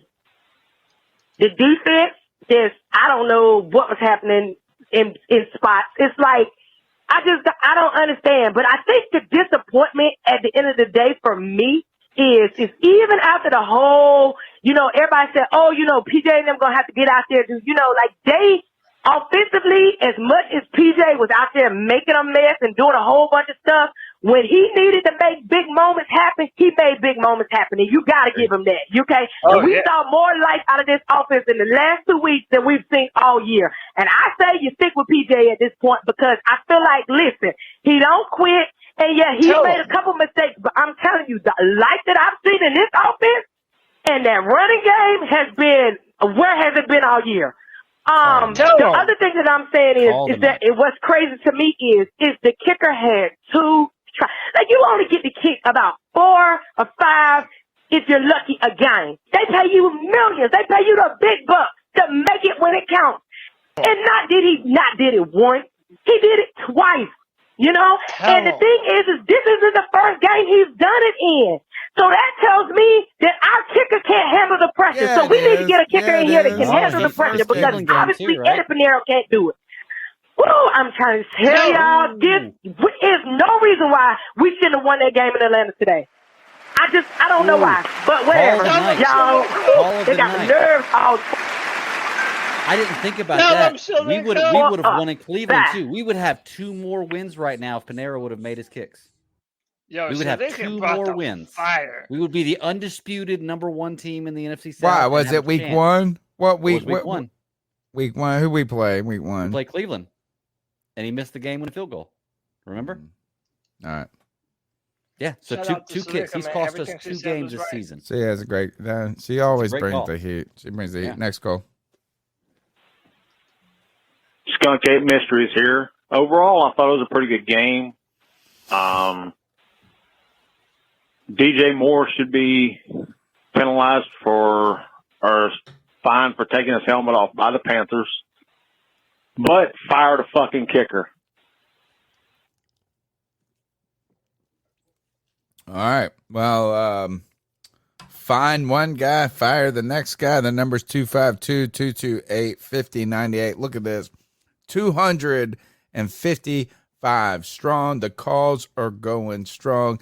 Tell us where I'm right and where Cody Lashney is wrong. Next Shout call. out, you wrong, bro. Kyle from VA, and Let me I have just want to say that I will never in my life get my hopes up for this team to do anything anymore. Like, the Panthers are dead. I officially hate this fucking team. How do you lose a game 25 different fucking ways? How do you lose 25 different fucking ways, man? Like, it's like, hey, you know what? We'll let them score. Make it look like we're not going to do nothing. We'll throw a fucking Hail Mary, catch it, get a penalty. Kicker will miss it. So we'll go to overtime. We'll get an interception. Then we'll miss a 33-yard field goal. Like, god damn, bro. Like, this team has sucked for so long. I'm over it. This is what they get for cutting Cam and cutting all fucking Graham Gano. Like, this team is poverty. We suck. And I know we were just all positive, but when you lose that way when you should have won 85 fucking different ways, I hope they're back there just beating the living shit out of Eddie Pinheiro. I hope they're beating the fuck out of him. I hope when he walks out of the stadium, a fucking 18-wheeler runs over both his goddamn feet so they can't hurt anybody no more. Man. I like that. Man, I'm done with football. This shit is too negative. I don't need this shit in my life. Like, Graham Gano would have lost this game too. The folks. epitome of never know garbage. Oh, I They're garbage. know. Oh, I know. Graham Deontay Foreman, great. No. Doesn't matter. Does it matter? No. Does it matter that Gary Brown's great? No. Does it matter that Brian Burns is great? No. Because we'll still find a way to lose the fucking game. It doesn't matter how many plays we make. We're just the Panthers. The Panthers are going to Panther, I guess. Hey, oh my God. Don't worry, we're going to get to it. I want to say this. He's right. He's right. 85 different ways. That's kind of my point. I don't want you guys to misconstrue what I'm saying. And Panera didn't win the game, but we did find every possible way to lose it and a lot of ways to win it too. It's like a sleight of hand with the crazy play with DJ Moore. The DJ Moore play is a sleight of hand for all the reasons we should have won the game 5 minutes earlier. That's kind of my thing, is we shouldn't have even been to that point. So go ahead, because we have patron saints. Oh, dude, Michael Davis is the man. He always is. He always will be. With the $35 love bomb, he says PJ for 4 yards in quarter one, overthrown a wide open DJ in quarter one, pick 6, should have been 10 on the board in quarter one. Defense clowned by Bird. Oh, yep. Did Michael write this or did Tony write this? DJ dropped the conversion. DJ acting like a child. Pinero missing 2 kicks. Definition of a team loss. Thank you for your donation. That's Tony what I'm trying to say. Michael Davis. Oh, hey. No, again, team. Like, it was almost, if we would have won this game, it would have been a team victory. Mm-hmm. Right? If we would have won this game at the end, if Panero hits that game, would you have said that Panero won the game for us? No, you would have said, oh, fucking PJ threw the most miraculous play ever. You would have said all of this. It was a team loss, and if we would have won it, it would have been a team win. I would have still said Panero won the game for us, simply because he was the guy that flipped the coin. He's the guy that flips the switch. He's the guy. No, dude, I'm telling you, he's the one. There is no other play in the game, no other play by any other player in the game that, if they do what they were supposed to do, would have won the game. That's it. Bro, there is no other play. We lost this on a lot of levels. I'm just trying to say this is I'm trying to remind people that we lost this game on a bunch of different levels. And yes, Panero can be the guy that you want to piss and shit on. And look, he deserves to be criticized for missing the field goal. The field goal is the one that is problematic. Right. And it was in his head. It was in his head. He was already fucked up from the extra point. The pressure got to him. Mm-hmm. Justin Tucker wins football games for the Ravens all the time. And he wins it for them. Well, you know, he just missed his first kick in like the 72 years. First of all, that's like, again, look, Cody Lasley. Let's talk about your boy. When your kicker makes the kick or when your kicker misses the kick, they get credit for either winning or losing. Is it fair that one player that does one thing sometime during the game is a win or a loss? No, it's not this. One of the Buffalo Bills Super Bowls was lost by a field goal kicker, and he did lose it for him. If you're a kicker and you do not make your shots, you lose the game for your football team. It's that simple. Look, when you're a quarterback, I don't expect you to make every pass complete because you're throwing That's your 'Cause you're throwing job. sometimes- Oh, 'cause it's you're- your no, no, no, no, job. no. It's Wait, your 'cause you're- job to 'cause throw you're the throwing- ball. Because you're throwing sometimes 50 passes a game, and every situation is different minus distance. All right, When how you're about a this? kicker- Is what when do you're a you kicker, say this? You have No. 3 or 4 chances a game. You've got to What's a take good your best opportunities completion of it. rate for a quarterback? A good completion rate? Yeah, a great one. 65%. How about this? Pretty good. Is what's a good completion rate? Like, come on now. Is that you could say For a this kicker, if I need my they kicker to be kick in the 95 kicks, percentile, like, if that's a good kicker. he kicked 95 kicks and he made 85% of them, he'd be in the Hall of Fame. So you can't be like that. Just volume. It's just this. It just comes down to the end of the day. Is that these are the moments where you can win, and like no, you're giving passes to people you want to give passes to. Your argument is whether Pinero's a good kicker or not. That's not what I'm arguing. I'm not arguing whether he's a good kicker. I'm arguing whether this particular play lost us the game. That's 2 different arguments. I mean, could you not say the same thing about the pick 6 from No, it's 2 PJ? different arguments. I'm not saying he's not a good kicker based on the fact that he missed a kick. He got I'm saying another. the fact Did that he get missed one? this kick lost the game for us. Great for. I told you this Period. motherfucker was going to do nice things right now. This is why I bet on him on prospects. He Tony, better have Cam, them meet you rusher. halfway. Cam, meet you halfway. It's still Eddie Pinero more, but Eddie Pinero and our defense did most of the things in their power to lose this game today. And by the way, this is what I say for sure. I wouldn't even say that. I wouldn't even say that. Brady Christensen was just as big a part of that. Whenever the Panthers offense puts up performance and actually moves the ball, running the football and throwing the football, our defense always, without fail, falls off of a cliff whenever we need them the most. And that's a bad Are they quality frauds? Is our defense a has had for fraud? 2 years. I don't think so. I mean, They that's can the kind of the question. Is the defense like? I feel like we got to start looking at some different angles to the discussion beyond just Pinero, just beyond like, is this defense? What's the problem with the defense? Number one, Dante hurt again. What are the storylines? Let's do that. We're gonna listen to the calls. I'm gonna listen. We're gonna play this next call. Let's talk about the defense. What they did well, what they did poorly, what they need to do better. What's going on with it? The number's 252-228-5098. Let's keep going, man. We need y'all. Look, this was a great game despite the ending, and this has been a great post-game show. 236 people watching. Let's get those numbers up. Subscribe, share, tell a friend. Do that thing. Do that thing. Don't let the energy fall off, folks. Next call. Hey, guys. Chuck from Elizabeth City, a.k.a. Carolina Sports Guy. Normally lately, guys have been calling, like a lot of other fans, complaining, bitching about just not being happy with how we played. And today's game really, really bites.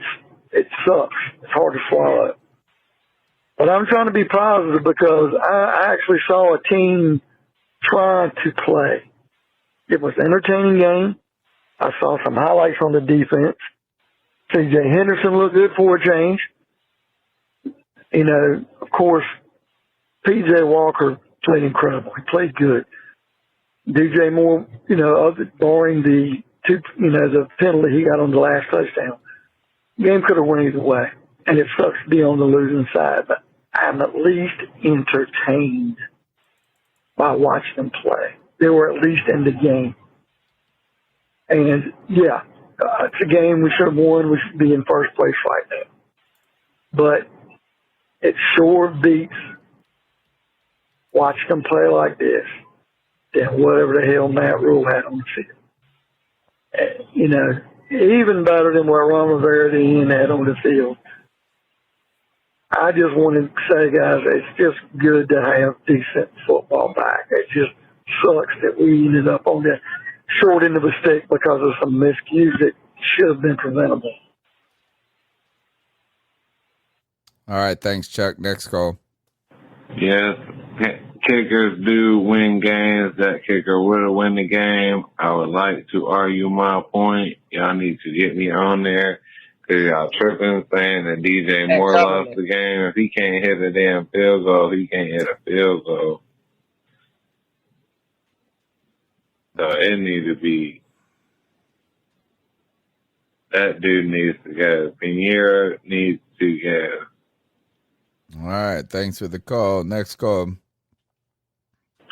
What's up, C3 Podcast? This is your boy, Indy Head from the Panthers In. How y'all doing? Hope everybody's What's up, well. man? It's a loss that we didn't see coming. Tony, you flawed as hell by that Panero shit. Homeboy had one job and blew it twice. You know what I'm saying? Even with the DJ penalty, man, it's like, you know, it ain't like he set him up for an unmakeable field goal, man. That was, I mean, come on. I mean, I agree with that. Oh my God! I mean, but anyway, I agree with that. You gotta give the boys a round of applause because I mean, they were competitive. So I'm saying, like, they didn't lay down, not one bit. This was like Creed and Balboa just going at it. You know what I'm saying? I knock you out, you knock me out. You know what I'm saying? Like it wasn't no easy win in this.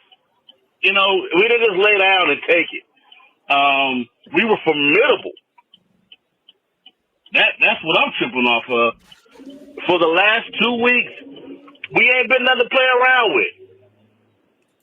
And we scored more than 30. When the last time we scored more than 30 points? When is the last time we scored more than 30 points? 400 yards of offense. Long time. Even, you know what I'm saying, like that whole 17-point thing that was going on, that's kind of out the window because they didn't get like 17 points and just run away with it. You know, so, I mean, hey, man, keep pounding, man. But, you know, it's just hate that we lost, but the way we lost, I'll take that any day. You know what I'm saying? As long as we ain't going out like no hot damn suckers, man. Keep pounding. God bless. It was the first exciting game in a while where we were cheering. You know, it does stink, and I agree with you. What you're saying is that was a makeable. Both of those kicks were makeable, and he did not win the game for us. Next call. What's up, C3? Tyler here. Hope you guys are having a great Sunday. That was one hell of a game. I mean, it sucks that we lost, but is that a joke? One hell of a game. So, what, like 11 or 12 lead changes throughout the game. The team put up a great fight. Panero, I mean, he's been doing well for us this whole season so far, and I just think the pressure got to him. I mean, don't hate the guy. I mean, that's a tough spot. You know, it is what it is.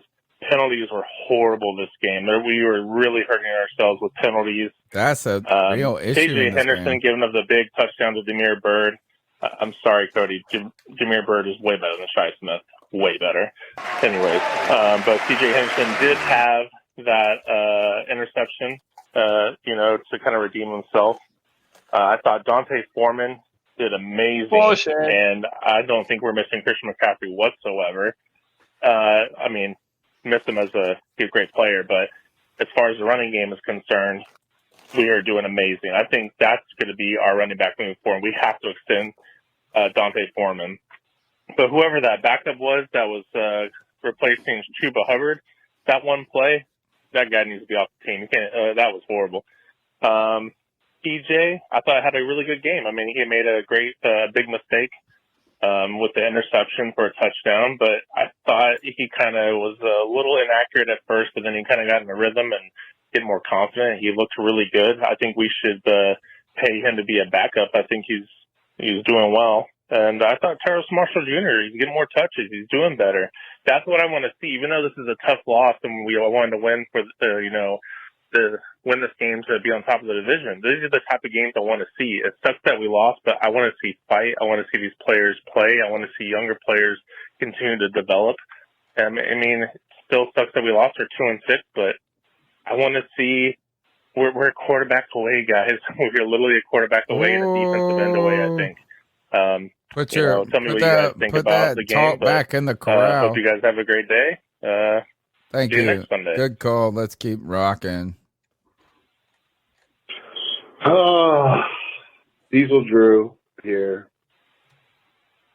What a disappointing loss. I don't know who to blame. Is it PJ's pick six? Is it DJ taking the helmet off?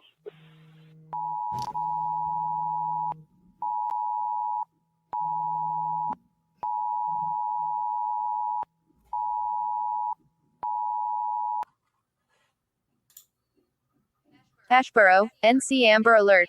LIC JMY Oh, 3236 NC Lord, can you 2019 hear? Black Dodge Durango. Y'all getting an Amber Alert? Yeah. Arrows first or second missed field goal. I don't know. What a fucking roller coaster this game was.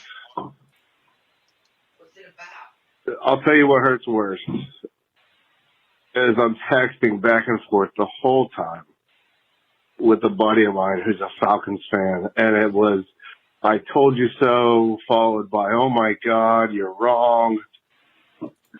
Witness the Walker Wonder. I mean, we did some things right, and sometimes we did some things wrong at the wrong time. I don't know how to feel. I know that this was the best looking offense I've seen in years. I don't know. I don't know how to feel right now. I know I feel disappointed at this point. I'm trying to look for the positives. I was excited watching this offense. The Hail Mary to DJ Moore in the end zone, just, it gave me flashbacks of like Steve Smith, Jake Delhomme, just like, you're always a Hail Mary away from winning. Like, give me hope, and then just crush my heart. I hear you. Either way, best game of the year I've watched out of the Panthers. So Definitely. win or lose. How about that? Was this game better? Was last week the win over the Bucks better? That's what you need to replace the poll. What was better, last week's game or this week's game? I don't know. This one was exciting, bro. This was exciting. Let's go to the next call. Man, C3 family. My damn blood pressure's so high right now for these Where'd damn the phone Panthers. go? Man, I love DJ Moore, but he's fucked up. I don't know. Ain't no reason we should have been kicking a 48-yard point after attempt. We should have won that game and it never went to overtime. 48-yard extra point. Tony, start introducing CK and Greg like you do Cody, because they just as important to the team of the C3 cast as Cody is. Dang. Y'all keep doing the great work that y'all are doing. But yeah. Everybody like, subscribe, keep pounding. Maybe we'll win some more games this year. Maybe we won't. Regardless, we're going to keep on watching and see what happens. I like Can't this. get no First worse of than all, this, baby. got some- Keep pounding. The beard lovers. That's a beard lover, number one. And how do I not? I feel like I've been trying to do like not just introductions where it takes 8 minutes up, you know, where we talk a little and then we kind of ease people in. Man, you know what? You're right. Let's Tony, move here. Let me do this. I appreciate the love from the fans, but I feel plenty of love from you, man. like so I'm not I'm not complaining by any means, man. I feel plenty of love. Guys, Cody always fights back. Checkmate, motherfucker. What's up? Not checkmate. Oh my God. Here, let's get back to our regular spots. Put yourself where you belong. I love it. Right. No. Look, everybody means something. And whatever. You said where I belong, man. What's wrong? Sorry, I lost you. Logan from Southwest Virginia. Tony, man. De Niro, he's De Niro now. He used to be De Niro. I know. Till he missed those kicks. Man's got to make that shit. Damn, man. That's a tough loss. We got to have we would have won that game. I was all in. Now I'm all out. Going to the gas station right now to fill up my tank. Make sure that motherfucker's running. Pick now. Let's go, Panthers. Down. What is that, man? I don't know. I think it cut out a little bit. He's gassing up the tank. That's what Okay. it means. He's ready to fucking lose out and win nothing and get a quarterback. And dude, look, I don't even blame you. And it's because at once upon a time, Tony's only a little bit correct. Once upon a time, I did want a tank. I did, when it was Trevor Lawrence and Justin Fields and Zach Wilson. I thought that would have been a great clash for us to get our quarterback. And technically, we still could have, but we didn't, man. And yeah, I'm a Clemson fan. I wanted Trevor Lawrence. I still think he'd be better on our team than theirs. But at the end of the day, if that's the way you feel, look, I'm not going to tell you how to be a fan.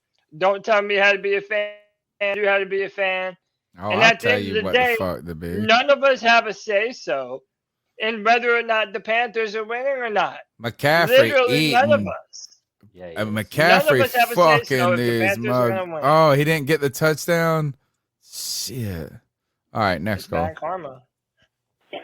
Good God, man. Ass, bro. This is my first time calling in. When I say My eating name ass, is that's a Josh. good thing.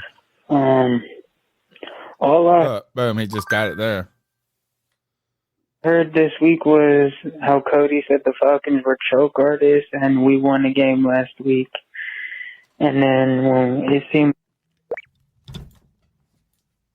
like we overcame, for the most part, every challenge we could have today on the road.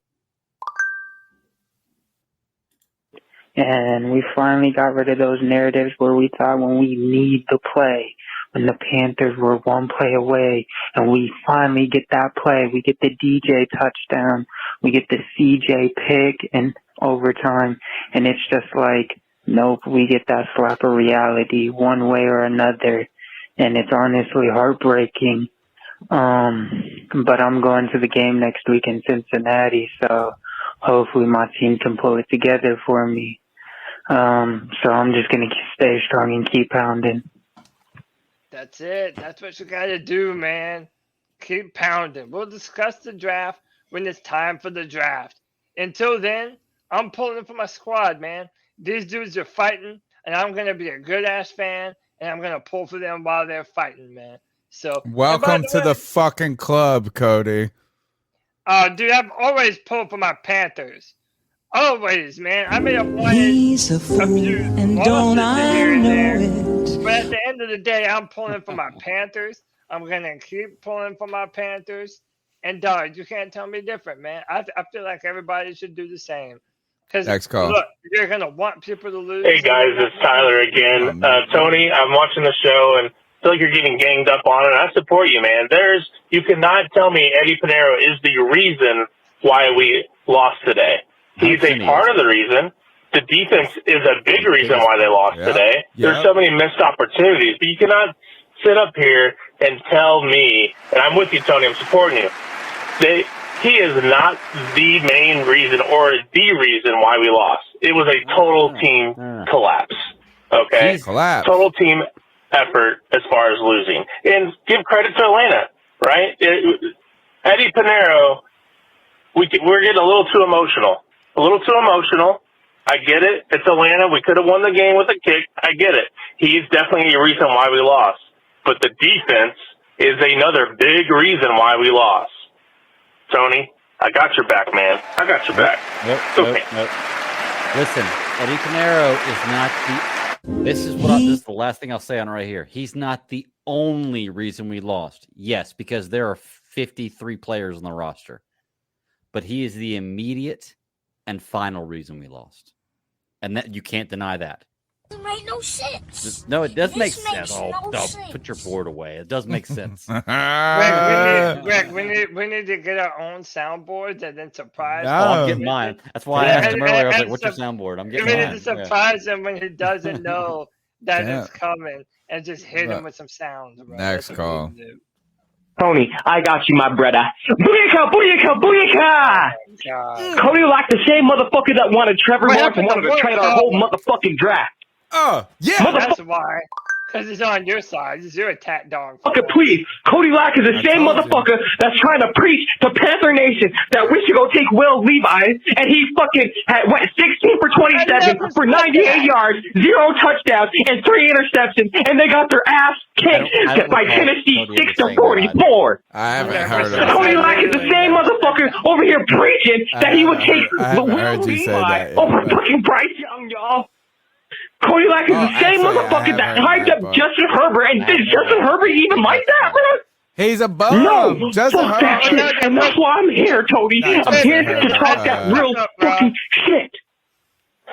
Cody Lack's fucking ability to fucking evaluate the QB position is so fucked up and fucking flawed, man. Damn, he's coming for you, Cody. Shout out to motherfucking Bryce, the truth, motherfucking Young, and CJ, motherfucking Stroud, generational type QB that are potential Hall of Famers in this fucking upcoming week, bro. Is not that, bro. So no, I'm not gonna let the bias fucking corrupt your fucking minds, Panther Nation. This is motherfucking G baby. I don't know what the fuck I'm talking about. Well, G-baby. Fuck the motherfucking Panthers right now, man. And fire yourself up to you, yay, man. Oh, I hear TK. I want to fight, man. I want to fight. TK, you don't know what the fuck you want. You're the same motherfucker that just shit on the greatest Panther of all time, Cameron Terrell Newton. So I don't want to hear you talk no more, CK. Now he's taking shots. Hey, Greg, you've been quiet, G, so I ain't gonna get on your ass. The house CJ Henderson looking motherfucker. He said you look like CJ. I'm sick of this shit. I'm sick of Baby Pickle. I'm sick of fucking White Chocolate Espresso. I'm sick of fucking JD over there living in Hawaii watching fucking Oceans and Dolphins all motherfucking day. 1 interception. No, fuck that shit. I'm coming for motherfucking receipts. I'm coming for fucking heads, motherfuckers. Even JD got a yeah. bro. Now, if he's agreeing with me, then I'm with you. I'm with you, G-Baby. We ain't letting you do that fuck ass shit no more. Bryce the Truth Young. We coming for you, motherfuckers. We gonna go get a QB that we can sign and lock up for the next 13 to 15 years instead of going through this QB carousel, motherfuckers. He just lost. Yeah, I'm on that shit tonight, motherfucker. Rails, man. Look, if you're agreeing with me on CJ Henderson, then I'm all with you. Because I really couldn't tell what he was saying there about if he agreed with me or not. If you agree with me, cool. I agree. He's garbage. But if you're going to try to defend one play in his entire career, go with No, Come at me some stats. Come at me with stats if you I want thought to he argue said CJ you Henderson, look right? like CJ Henderson. Oh, he does like CJ Henderson, don't he? Yeah, I was gonna say I think he like. And I'm then not sure. I I'm thought not he sure what said he's you arguing there. look But like if you're CJ. arguing for CJ Henderson, come at me with stats. Before Hey, Let me tell you this. Real quick. Nick Montero says F the soundboards. G tone it down. No, I love it. I love his tone, I believe man. a lot of people think G Baby needs to tone it down. I want to defend myself at one thing, bro. If G Baby is allowed to call in here and call me every name under the sun, then I'm gonna levy a heavy criticism against G Baby. G Baby, you got a real low football IQ, my guy. You got a real low football IQ, my guy, because you look at the quarterback position and disregard the bullshit offensive line blocking for a player or a good offensive line clouding your judgment. You know what routes they run. You don't know the schemes that they're in, and yet you blame all that shit on one player. Bro, and you want to come at Justin Herbert? G-Baby, you fucking wish that you had Justin I know. Herbert Go after as a Trevor quarterback, bro. Lawrence. That's who. Get If that you want to shit the fuck fuck with out. Cody, Yeah. if you want to fuck with Cody Lashney on his QB tags, it's Trevor Lawrence. The second thing I will say is this: is that look again, G Baby. I'm working on these coffee mugs. One says, "Bro, G Baby is right." Yeah, The I other love one the emotion, says, yeah. G Baby tears. Because that's like everybody has two opinions about G Baby. It's like either he is fucking killing it and he's got this little crew of people, which I love. I love when the callers get these like little alliances going and shit like that. Love that shit. I love when they make fun of each other, when they do imitations of each other. That's my favorite shit. Wait till you hear Panther Pickle. Oh God, he's about to have He's about to Aneurysm. go at G baby like I got a it. volcano. I got it. The Y'all need to other show up to thing C3, was the 336 thing, man. Pickle and G baby. Both of when y'all it, show up. when Straight it was what was fight it it? out. Oh shit! I just lost it.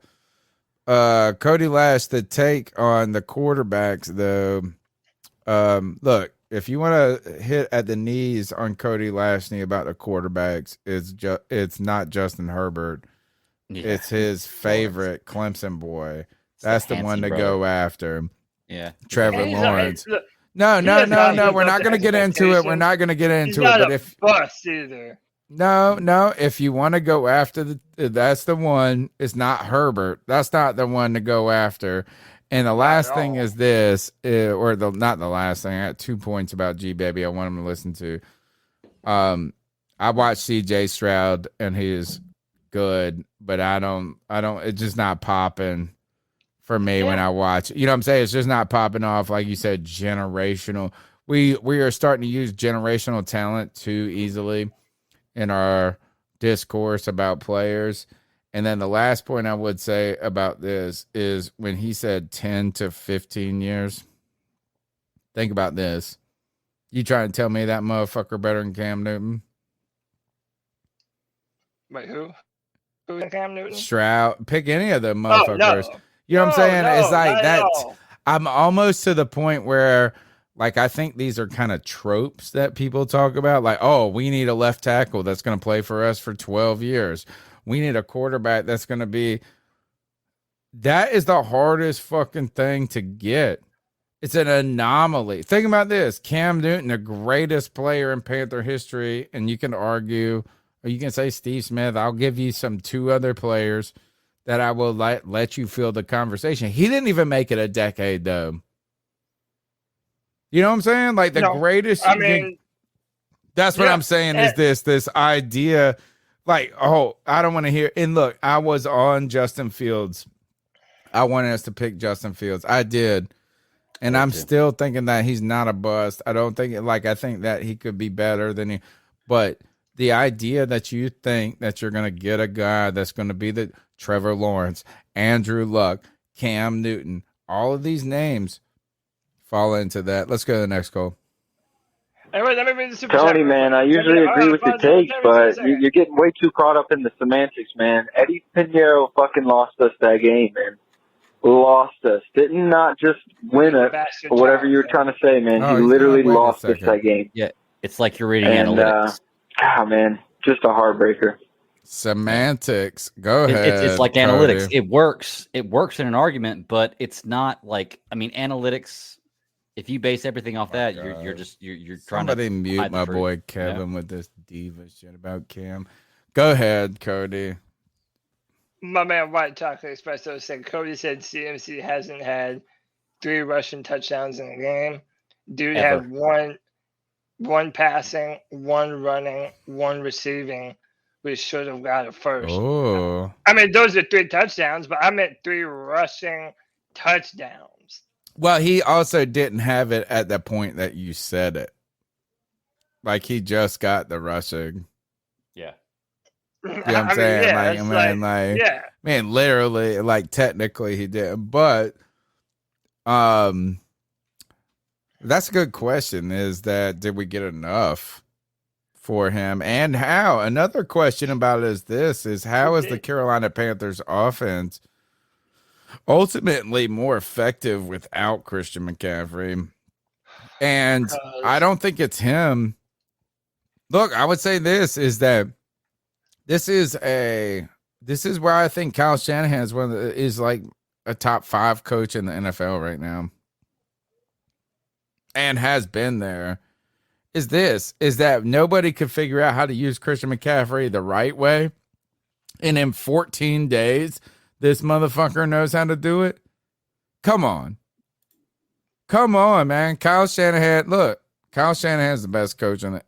I'll put it out. I think he's the best coach in the NFL right now. Top. Him. I go him, Andy Reid. Ooh, who else? That's it. Those are my two. You Somebody can't put tell him me above better. Andy Reid, huh? No, those Andy two are Reid right won- now. Andy Reid's had a lot of failure too. While he's had a That's lot of the thing success, is he's had a until lot he of won failure. that Super Bowl, y'all would have. Nobody would. Right. So I Right, think. but he did. No, I mean it He only did took with him Patrick 30 Mahomes. years to I mean, do it. Yeah, exactly. Yeah. I love Andy Reid. I'm saying Andy Reid and Kyle Shanahan are the best in the biz right now. You tell me who's better. That's a fair argument. Oh my goodness Jay gracious! Thompson says Sean McDermott. That's No, I wouldn't even give him close. I wasn't even saying the same. But all right, let's go next call. Hey, let me get this clear. Damian Bird and Shi Smith are both fucking trash and are very lucky to be on an NFL roster. Right, they neither one of them deserve to be on any NFL roster. Maybe in the XFL, if they're lucky, they'll be a backup. Now, Eddie Pinero lost this fucking game. If he did not lose this game, then John Casey never won any games when we went to the Super Bowl. That's in 2003. That's what I'm We saying. didn't win that game. I'm saying If Eddie Pinero did not lose this game, the Graham Gano didn't win the game when he kicked that 60-plus yard field goal in New York. I'm right there with that. That's my part right there too. Is you can't say that in one hand this kick wins it, but it doesn't. Why in the hell do players all across this league take their helmets off before they get off the field and not one fucking flag is thrown? DJ Moore does it and it's blowed up. Why in the hell is DJ Moore's been here, 4 or 5 years? Not one time he showed any emotions. He shows it one time. One time he gets a flag and half a damn so-called Panther fans want to rip him a new ass for it. Trade him. Cut him. These damn fake-ass fans. Let me tell you something else. To all this tank crowd, let's get one thing real clear. If you tank, Bozeman is going to say fuck you when you want to resign him. Okay? Foreman's going to say fuck you when you want to resign him. When you offer Burns that contract, he's going to say up yours. And then all the players you got, a lot of them, the older ones especially, are going to want to be traded. And you're going to disrespect DJ Moore, he's going to have to be traded. And then you're taking a small rebuild into a 7-year rebuild. Your ass might as well go rehire Matt freaking Rule. Tell him, Pickle. Half these damn so-called wannabe Panther fans don't know what tanking is, other than what they pretend to be on Madden. I'm not gonna. And you also don't know what Demir Bird's name is. He don't deserve to be on an NFL roster. That's a bull. And It's they're like both from mean South ass Carolina. shit. This motherfucker has. Look at this, man. San Francisco just beating that ass. Oh, yo. Look, I agree with a lot of Pickle's comments there, but at the same time, I don't want to tell somebody that what they feel or what they're thinking is wrong or they're a bad fan for it. And I'm not trying to throw Pickle no under the bus saying he is, gatekeepers. but I just don't feel like I can tell you that I disagree with you without me saying you're dumb for thinking the way you're thinking. You know? Except for Cody Lashney, who's dumb for thinking Shi Smith is better than Demir Bird. That's the one thing I will say Pickle dumb might be about. right. Pickle might be right. We might be splitting hairs. They might both be trash. How about that? That's the only way. This makes no sense. Trash, and that's it. But you know what I'll say? They both went to college in South Carolina, so then you shouldn't like any of them. Next call. Yo, what's good, C3? It's JD, 864. JD. Hey, that's a hell of a game. Baby, just shot at you, bro. Fucking sucks to them lose, but that was a hell of a performance by the offense. For those who are questioning PJ, I feel comfortable with him being the starting QB moving forward. He didn't look good in the first half, but he turned it on in the second half. Defense could play a hell of a lot better than they did, but all in all, team did enough to win that game. And when you're in a situation in which you have one job. All right, next call. Great call first. JD. Always glass half full. He lives in Hawaii. How could he not be? Next call. We're going to push through the calls. We got a lot of calls still. Dude, what's good, C3? I don't know what the hell just happened. Like, the call just ended, like, after a couple seconds. Paradise. But I'm trying to calm down right now. Because Piero, bro, we miss Zane. I miss Zane at very least. That was insane, bro. You have 2 opportunities to kick a field goal, win the game for the team, and you got one job, my guy. You got one job. You can't get it done. Fucking choking, man. That's wild. And Tony, man, you wild. And it's a time and a place. If he had missed the kick early in the game, man, it is what it is. But that's the opportunity where kickers become heroes, man. And he failed. That's my point. He failed us, the fan base. He failed his teammates. Damn, man. Right. And, hey, any Falcons fans listening to this shit, hey, make sure y'all get a game ball to the referees because y'all motherfuckers were holding the hell out of Brown, Burns, like there were multiple fucking holding calls. That damn pass to Bird, there should have been a holding call. Burns hit the lineman with a fucking spin move, and the dude fucking grabbed him to keep him from chasing Mariota down. Referees swallowed their whistle though. So y'all make sure y'all get the fucking refs a game ball. All the damn Panther fans talking about tanking, take that shit on the fuck else somewhere. So do something else with this shit. Ain't no tank over here. It's 9 games in the fucking season. You got wins to get. Right. We're already tanking. Keep on it. Next call. What's up, guys? This is Alex calling from Tucson, Arizona. Man, let me just start by saying I literally had tears. Me and my wife were jumping up and down when DJ Moore caught that fucking pass. It was insane. But god damn, did he fuck us. But with your guys' argument, I'm definitely going to take Cody's side on this one. 100%. Dude, first of all, you can't really pinpoint who fucked up the game throughout the game because our defense allowed them to score way too many points. The first half, our defense was great. We really gave them 1 touchdown. That was it. But after that, terrible, man. Terrible. PJ Walker, interception. Defense gave up tons of points.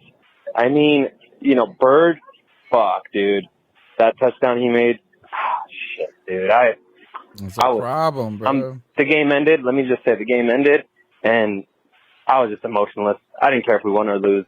If we won or lost, I should say. How am I cheering but for the 49ers? At the end of the day, I don't understand. we all know who fucking lost the goddamn game twice. It's a fucking stupid-ass kicker. Thank De Niro ain't fucking bringing on the De Niro Panero.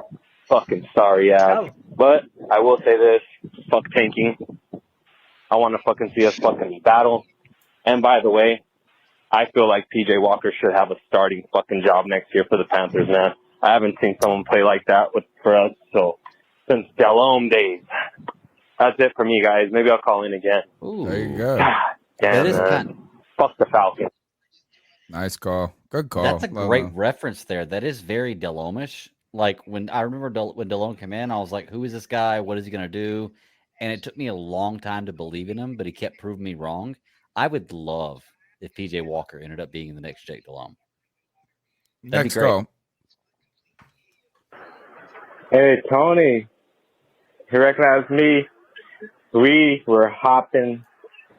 We were excited at Tiebreakers. Yeah, we were. For the stuff the Panthers did, the product they put on the field. We were. From being fun. down to PJ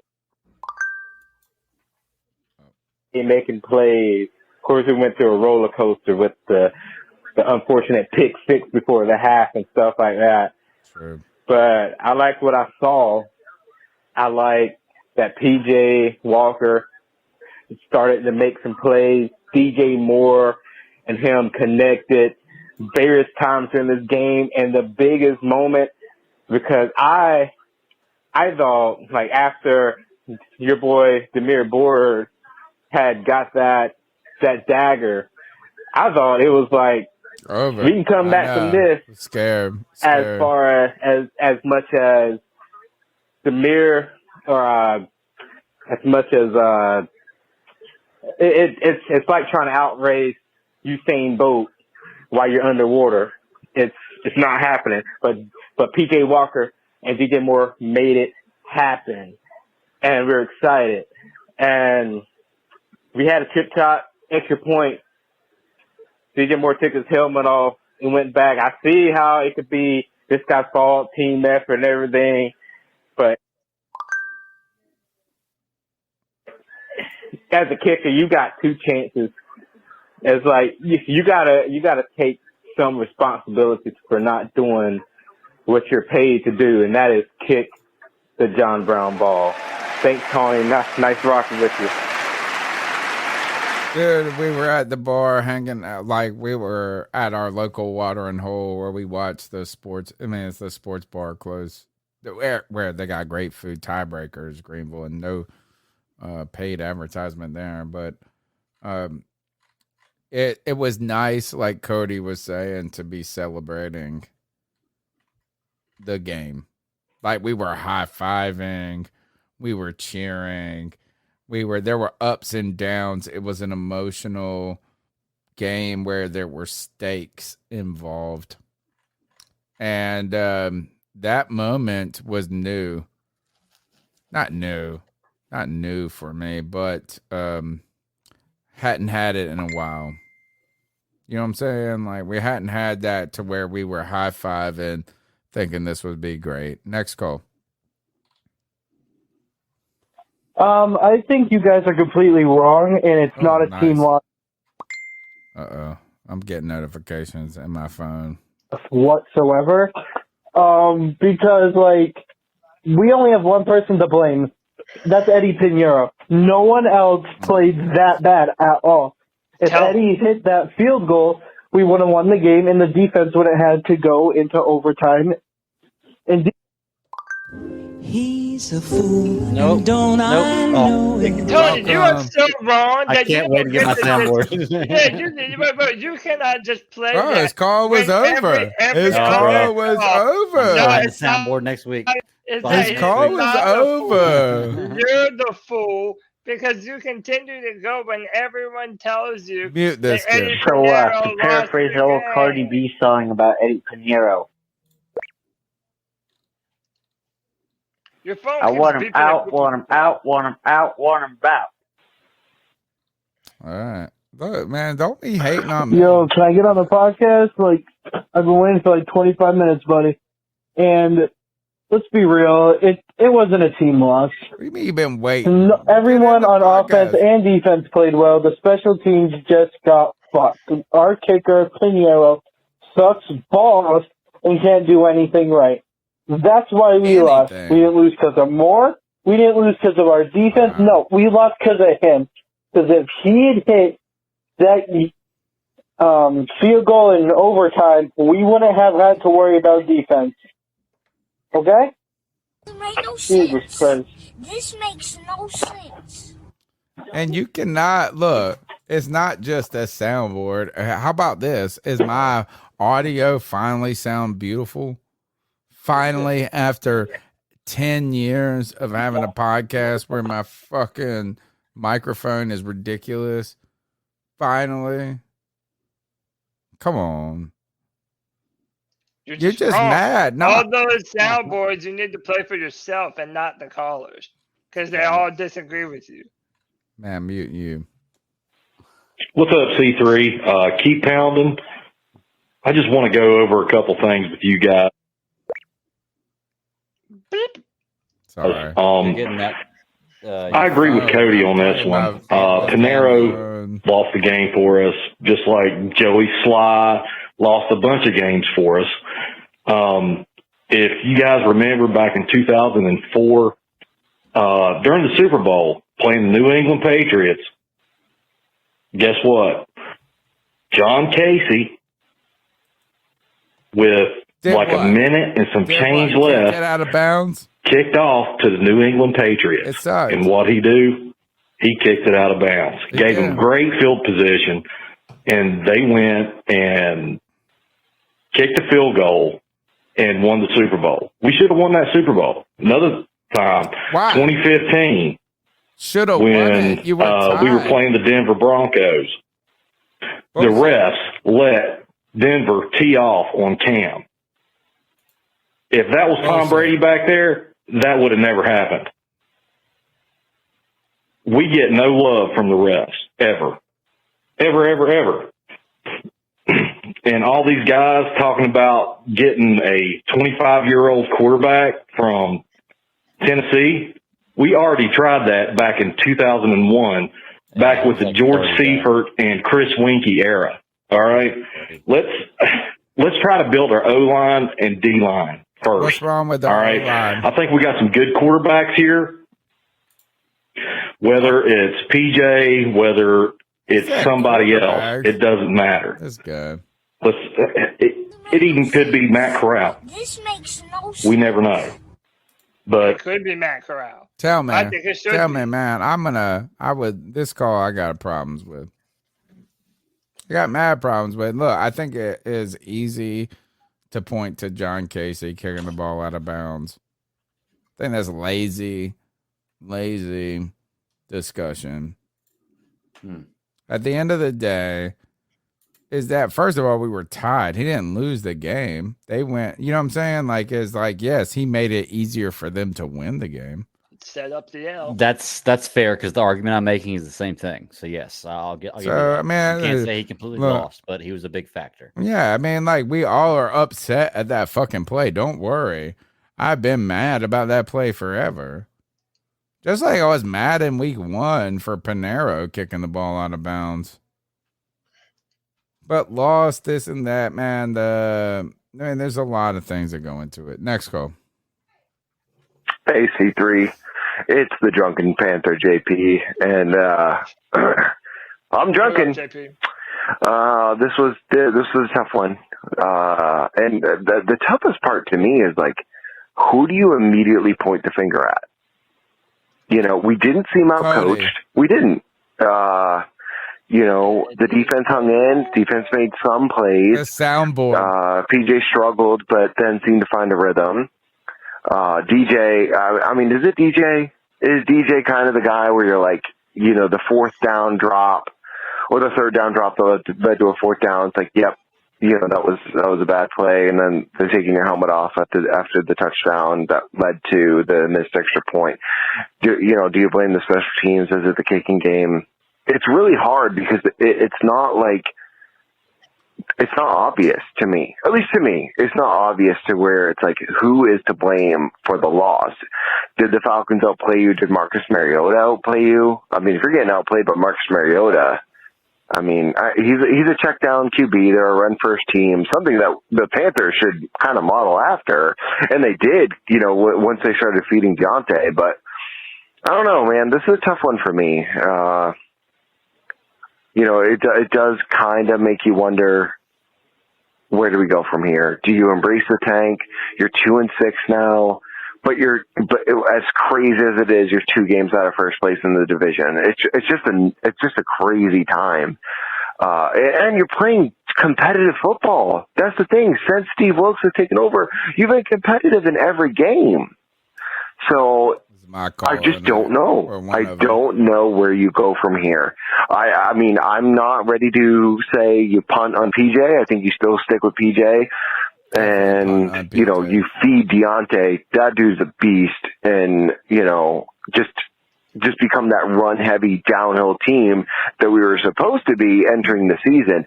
But last thing I'll say is, like, can you imagine if we had beaten the Browns and we had beaten the Cardinals? 2 very winnable games under Matt Fool. Like, this team is in a completely different position if we win those games. Games we should have won. And games we would have won under Steve Wilkes, in my opinion. Giants, too. And one we anyway, guys, keep pounding and keep the faith. Talk to you later. Great call. And in the words C3, it's the Drunken Panther, JP. Tell him to play again. In the words of Jim Rome, rack 'em. That's what we need to do is get something like our own version of rack 'em. But fantastic call there, and it's a tough. I think that's why we were so emotional, or we've been so emotional in here. Is like, how do we deal with this?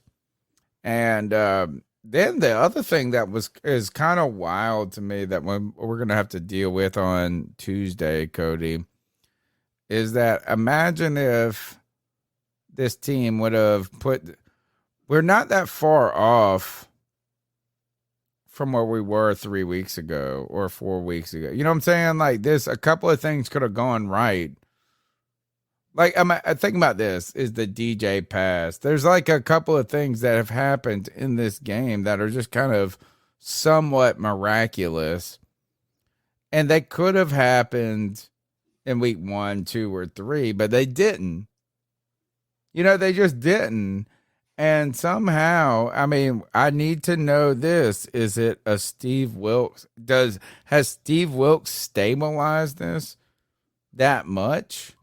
Is it Bradley? Is it Bozeman and PJ Walker? Like, how is it that we have become so significantly different than we were 3 weeks ago? I think part of it has to do with the fact that when two teams play a game, whether it be week 1, 2, or 3 or beyond, somebody's got to win that game. So there's going to be teams that at the beginning of the season, overall talent outshines team cohesiveness. But I think that as you start to get into the season, teams that are more cohesive and play better as a team start to thrive. And sometimes those teams in the beginning of the season that are really, really good, like I'd say the Bills, the Chiefs, teams like that, can still thrive, and they continue to show they're just dominant teams. But I think a lot of teams at the beginning of the season, it's why Cody said we don't know what a team is till after week 6, and we're a little past that point right now. But now we have kind of a landscape of what's going on in the whole division, and even though we've not been looking good, we still have just as good a shot in the NFC as almost any team other than maybe the Giants, the Cowboys, and the Eagles. Beyond that, we're almost as good as any other team in the NFC. And I think that's the difference is after so many weeks, you start to gel. And the teams that are going to be good teams that gel well together will progress forward with wins, similar to what we had today. We look like a winning team, and teams that don't fall off. So but the problem is we're right on the edge. Like, we don't know what we are. Are we that team that's not good, or are we that team that's good enough to win the games? That's the question. That's question, a great way of putting it. All right, let's go next call. We can be pissed all we want as to how the game ended. We can be pissed all we want as far as how we got to the point where the game ended. What's up, Nick? But fuck, man. I was at both New England games with them. One last season, that pick 6 that Sam Darnold threw, that felt like the end of the season. That felt like, fuck this shit, let's go home, pack up, we'll worry about a draft pick. This, no. No, this feels like we got to fight this out. This feels like we got a chance. It doesn't matter. It doesn't matter who we go up against. We can put points on the field, or we can put points on the scoreboard. That bomb to DJ Moore by PJ. Holy fuck, was that gorgeous. When was the last time we've had a play like that? What a piece of shit. Week 1. To Robbie. Last year, week 1 to Robbie again. PJ is QB1 rolling forward. I don't want to see anybody else. This man sat behind, I forget who he sat behind when he played with the Colts. I forgot. It was probably Drew Luck. Okay. So he had no chance of starting there. Dude, this Ellinger guy's all right. He went to the XFL. He had time to sit with the starters. Threw 16 touchdowns and 4 picks. Yeah, he threw a stupid one today. It fucking happens. Every player is going to make a mistake, but PJ gives us a very realistic opportunity and chance to win.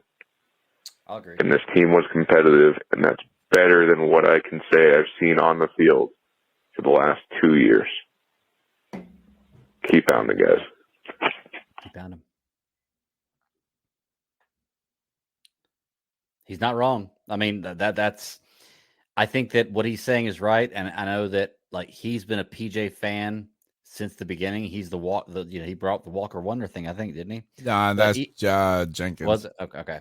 Well, either way, he's been a huge PJ Walker fan, and this is your time to shine because PJ, I think, given the information we've had all season, is the guy that gives us the best chance to win. He may not be a top-tier quarterback, but he's the best shot we've got based on what I've seen today. He showed me heart today.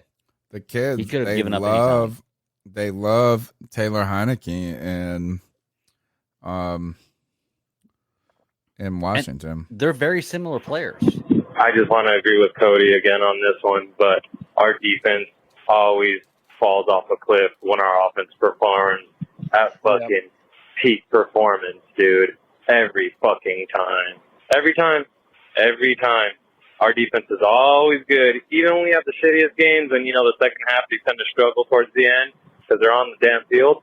But when our defense shows up, they like to fucking sleep. They take a nap, and they come out on the field, and they're fucking half-assed, dude. I agree with Cody on that one. All right, guys. Keep pounding. All right. Yeah, give him the applause. No, whenever it's one that agrees with you, you're like... I mean, like, what did I say wrong? I've been shitting on this defense all day, man. What are you talking about? Applaud someone who agrees with me, damn it. No, I told you this defense sucked today in a way. In some ways, in the first half, they played fantastic. How do you let Kyle? All right, so my problems with this defense, again, come down to third down. Third down's always tough for this team, it feels like. And the next thing is, how you going to let Kyle Pitts, the only guy you got to care about, get a touchdown, be wide open, man? Like, they didn't pay attention to that dude at all. That's it. You know what sucks is that touchdown he got, like, they made a big deal. The announcers showed the replay, and they made a big deal about how he played the block, and then all of a sudden came off the block and went out, was open for the touchdown. He was holding. He was holding the whole time for the block and then broke off that block and stopped his hold and ran open for the touchdown. That was a penalty. Should have been a touchdown. But they're not going to call that. What's up, fellas? This is Chase from the Electric City. Let's go!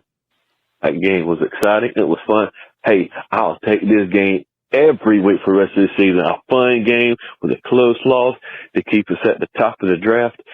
Yeah, now I can lose. I can watch that kind of losing. Yeah, let's go. Chet Thompson's a bum.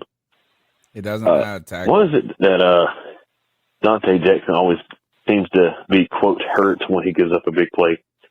What a bitch. Let's go. Nice. Next call. We're getting close to the end. Hey, T3 fam, it's Sweet Double J. Man, am I disappointed. I mean, holy cow. I know everybody witnessed that Walker Wonder with that wonderful, amazing, absolutely exciting Hail Mary throw at the end that was wasted by that bum-ass kicker that I swear to God, I hope they made him fly himself back home because he should have just been fired on the spot. But, that's how it goes. I'm really liking the way the team is looking. They're improving a lot. I hated seeing Wilkes like leaning down after that 4th and 19 that we missed where DJ dropped it. I hated just seeing how sad he looked in his eyes.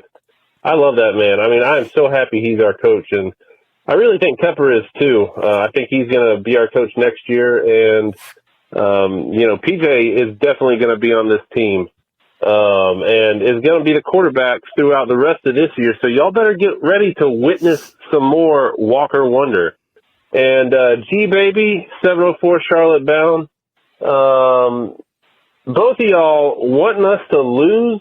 That's just loser mentality. That is straight up loser mentality. G Baby, I don't know what your problem is. Tony hit it on the head the other day when he called you a contrarian. But you seem to get off on people just being sad, and that man, that is sad. That is some sad shit. I heard you got a kid, and don't raise your kid to be as sad as you. Football is about having fun. Yeah, we'll win some, we'll lose some, but it ain't life, bro. It is not life. There's a war going on the other side of this planet, And it's just football. It's just football. But don't bring your loser ass mentality into this show. He said, "Don't raise your." Anyway, that's all I gotta say. Love the podcast. I love all y'all, except for maybe G Baby. And witness the Walker Wonder. Or witness the Walker blunder as he threw a pick six. Don't forget that, John. Number 3. This is why I think, bro, G Baby was right. I think it would be awesome if we could do a coffee mug that had 2 sides, where it was like you could do the, like I think of, where you see Kermit the Frog doing the tea sipping thing, and people go, you remember that meme used to be like mad popular like 5 years ago, where there were. Yo, if G Baby gets merch before I get my Die on This Hill merch, I might quit. I'm like, nope, later, y'all. Oh, later, y'all. I'm out doing it. I'm gonna go make my own Die on This Hill t-shirts, and y'all can support me in my head. Bro. I think this is, bro, G Baby was right. And one of the fans asked for it. They're the one that gave me this idea. But I feel like G Baby's right like 15% of the time. And now we're 50%. And then the other one could be G Baby's Tears. I'm telling you, it would be great. It's like a reversible t-shirt. Maybe some eye drops. Here we go. Next call. Yo, what up, y'all? It's TJ from G Vegas. I mean, what a game. What a game. It's awesome, y'all. But anyway, you can bitch and cry all you want about Pinheiro, but he's our kicker. So there's nothing. I don't think you're going to find a better kicker right now. You get rid of him. He's made kicks for us. Today, you saw the pressure got to him. He's never been in that spot because we sucked it up. But it is what it is. I mean, at least we have Zane Gonzalez. He's a real kicker. I mean, I believe in him, but unfortunately, a kicker with a broke-ass leg is worthless. So at this point, I think we're just going to have to stick it out with Pinheiro until Zane comes back. But, I mean, we can blame him all we want, but good luck finding a better kicker right now. Anyway, it was a good game. I never wanted to tank, but at this point, I got excited, after last week. I don't know where the hell this team came from. Guess there's something to the Matt Rule deal. But, yeah, it was good to have a game that was worth watching. That's all I care about. At this point, I don't care about picks. I just want to keep winning. And if we lose like today, you know what? I got to be happy with it. Keep pounding. Dude, the Seattle Seahawks are beating that ass. Geno Smith getting it done. Good Lord. 2 more. Who's this got carried off the field? 2 more calls. 2 more calls, and here we go, baby. Man, what an emotional post-game show. Look, we were at 250 live viewers. Come on. I know. We damn near got to 300. We're almost there. We cool. It's me, C-Dog. We almost won. Man, it was a great game today. I was at the game. Oh, C-Dog was there. I just can't. Right. To me, personally, the defense didn't come to play today. He right? Nah, they more got that fucking easy ass touchdown pass at the beginning of the game. Then right before halftime, we ran that bullshit screen pass and it got picked off. Just run the fucking ball. Right call. Go up at halftime with the lead at halftime. We got too pretty. 2 seconds before halftime, run the fucking ball. But besides that, man, we played a great fucking game. Defense didn't come to play today, But we do have a lot of injuries on defense, so it is what it is, But, man, I'm feeling real confident about goddamn P.J. Walker and DJ Moore going forward the rest of the goddamn season. I don't need to see goddamn Baker Mayfield or Sam Darnold bitch ass for the rest of the goddamn season. My head coach right now is Steve Wilkes. My quarterback is goddamn P.J. Walker. And real quick, man, I left the game early because, really everybody left the game. I left the game early and Falcons fans left the game because when the Falcons kicked that field goal, I was like, shit, the game over with. So right before I got on the train, we scored another touchdown.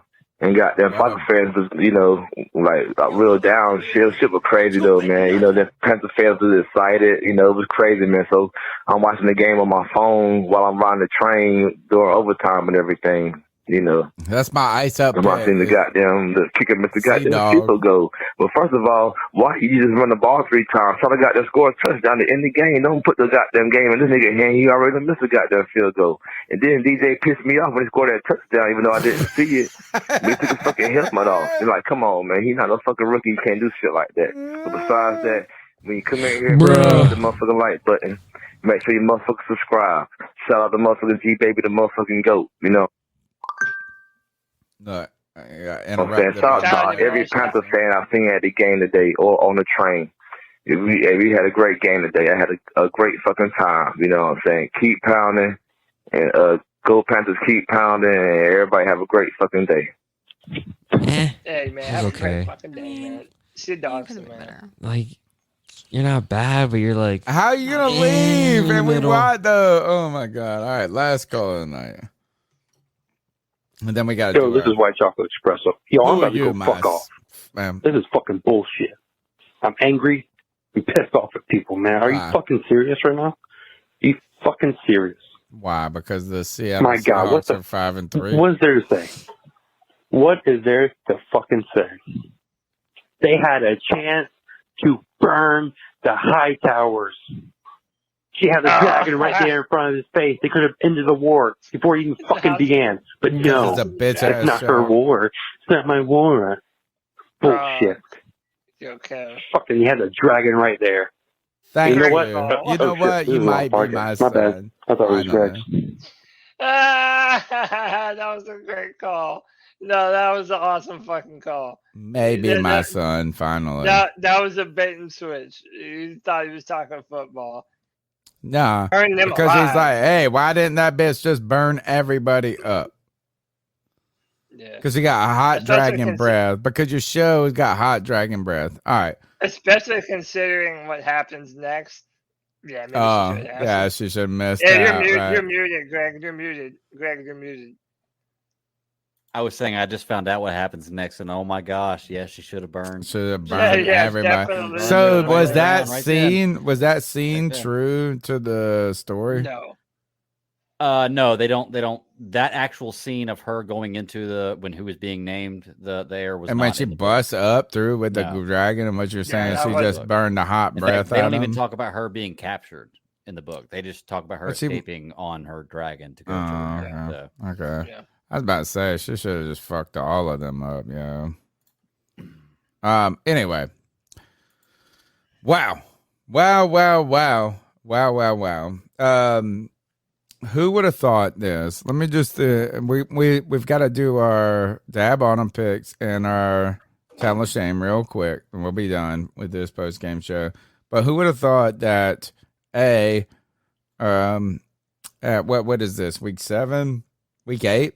Week 8 in the NFL season, that after the first 4 weeks that we would have been in this position where this was we were this emotionally invested in this game. Right. Is that at the end of the day, whether or not if you think I'm right, Cody Lashney is wrong, or whoever else is their opinion is right or wrong, is that means we're invested and we actually cared about this game and we had an opinion. And 2 weeks ago, 3 weeks ago, the only opinion was fire Matt Rule. Like, that was the only opinion to have. So that was incredible. The next part that's incredible is about how this Panthers team gave us a game to ultimately cheer about like crazy. The third part that's incredible is how these motherfuckers let the Atlanta Falcons do this shit to us. I hate the Atlanta Falcons. Out of all the teams that you could give us the goodness and the greatness, and then you let them beat our ass, man. Hey, real quick, I want to give a shout out to Miss Shalika in the chat. Wow. She has a YouTube channel, and we help other content creators. Oh, baby. we do that. Holistic farming with Shalika. She's got great videos on gardening, on animals, all kind of stuff. Y'all go and show some C3 love to Miss Shalika. and go hit that subscribe on her channel. Appreciate you, Mr. Lick. Cody, let's do. What do you want to do? You pick it. Dab or you know Shane. what? Knowing Oh, I that know. we Just lost Eddie this Panero. game, Just Panero. Are we gonna make knowing it the that we lost Panero this take? game, No, knowing that we lost this game, we're gonna start with the good and we're gonna end with the bad. So why don't we go ahead and dab on them folks?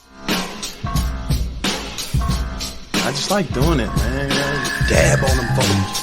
Dab on them folks. And that dab on them folks. They like seeing it. Tell me what to do. Dab on them folks. Just dab on them folks. Dab on Can them I go folks. first? Yeah. No. Fine. No. Man, I will mute you. Unmute myself. I got too My much dab power on here, him bro. is Deontay Foreman. Hey. This guy is just a good football player that was not used at all. I understand when you have Christian McCaffrey, it's hard to take him off the field. But the whole point of having Christian McCaffrey is he is a diverse, multiple. You remember when Matt Fool said we want players that are multiple, could do different things. Well, how about this? Is motion that bitch out into the slot and let Deontay Foreman run. So here's the thing, is that like Kyle Shanahan figured out how to use Christian McCaffrey without ruining the rest of his team. And Deontay Foreman knows how to play football. Right. Dab on him. Dab on. Dab on them folks. Go ahead, Greg. Okay. I'll say Steve Wilkes. You took me from a team that I was ready to pull for just tanking and going for the number one pick to a team that I feel like can really win. You've motivated this team of players who weren't believed in to be a team that can be competitive. And I am 100% behind you for being the next head coach, regardless of what the record is at the end of this season, because in 3 games you've proven to me, or 2 games you've proven to me, that you can be that guy. So I'm going to dab on Steve Wilkes. I think he is and should be the next future head coach of this Carolina Panthers team for the foreseeable future, and I like what you do. Oh, you know what? I might dab on Michael Davis, who gives another $35 love bomb right at the end of the show. He says, I'm selling my fryer and batter for a low price. Come to ATL planning to fry some birds. Turns out all the store had on offer today was some tofu chicken. I'll check the stores in Charlotte in 2 weeks. Michael Davis, you're the man, bro. The absolute man. We appreciate you, brother, for supporting the show like you always have, like you always do. That's big time, bro. We definitely appreciate that, brother. And yeah, we are gonna fry up some birds, man. We just need a little bit of time. That's all. So what we're gonna do? Towel of shame. Towel of shame. I'm a double winner today, so I can't complain. You should hit. All right, so my dab on a pick. I can go 2 ways with this, but man, I'm gonna go my man PJ Walker. I keep the ladies stalkers. That's my man. And look, what else can I say about PJ, man? Everybody, come on. My name is PJ Walker. Ladies stalkers. Look, man, let me tell you, my man PJ. The longest air yard pass for the Panthers since 2006? Man, y'all have to put some respect on this guy's name. I know y'all have not had a reason to believe in him before, but he keeps on giving you reasons to believe in him now, man. Yeah, there was a bad pick 6, but how do you not have faith going forward with PJ Walker as your quarterback? Knowing we got a bunch of other bums behind him, man. Sam Darnold, Baker Mayfield, and nobody believe in Jacob Eason. Get that shit out of here, man. PJ Walker did his thing tonight. And if you're a lover or you're a hater, man, you have to dab on that dude, man. So dab on PJ Walker. He deserves it. Let's hit him with the Tell shame.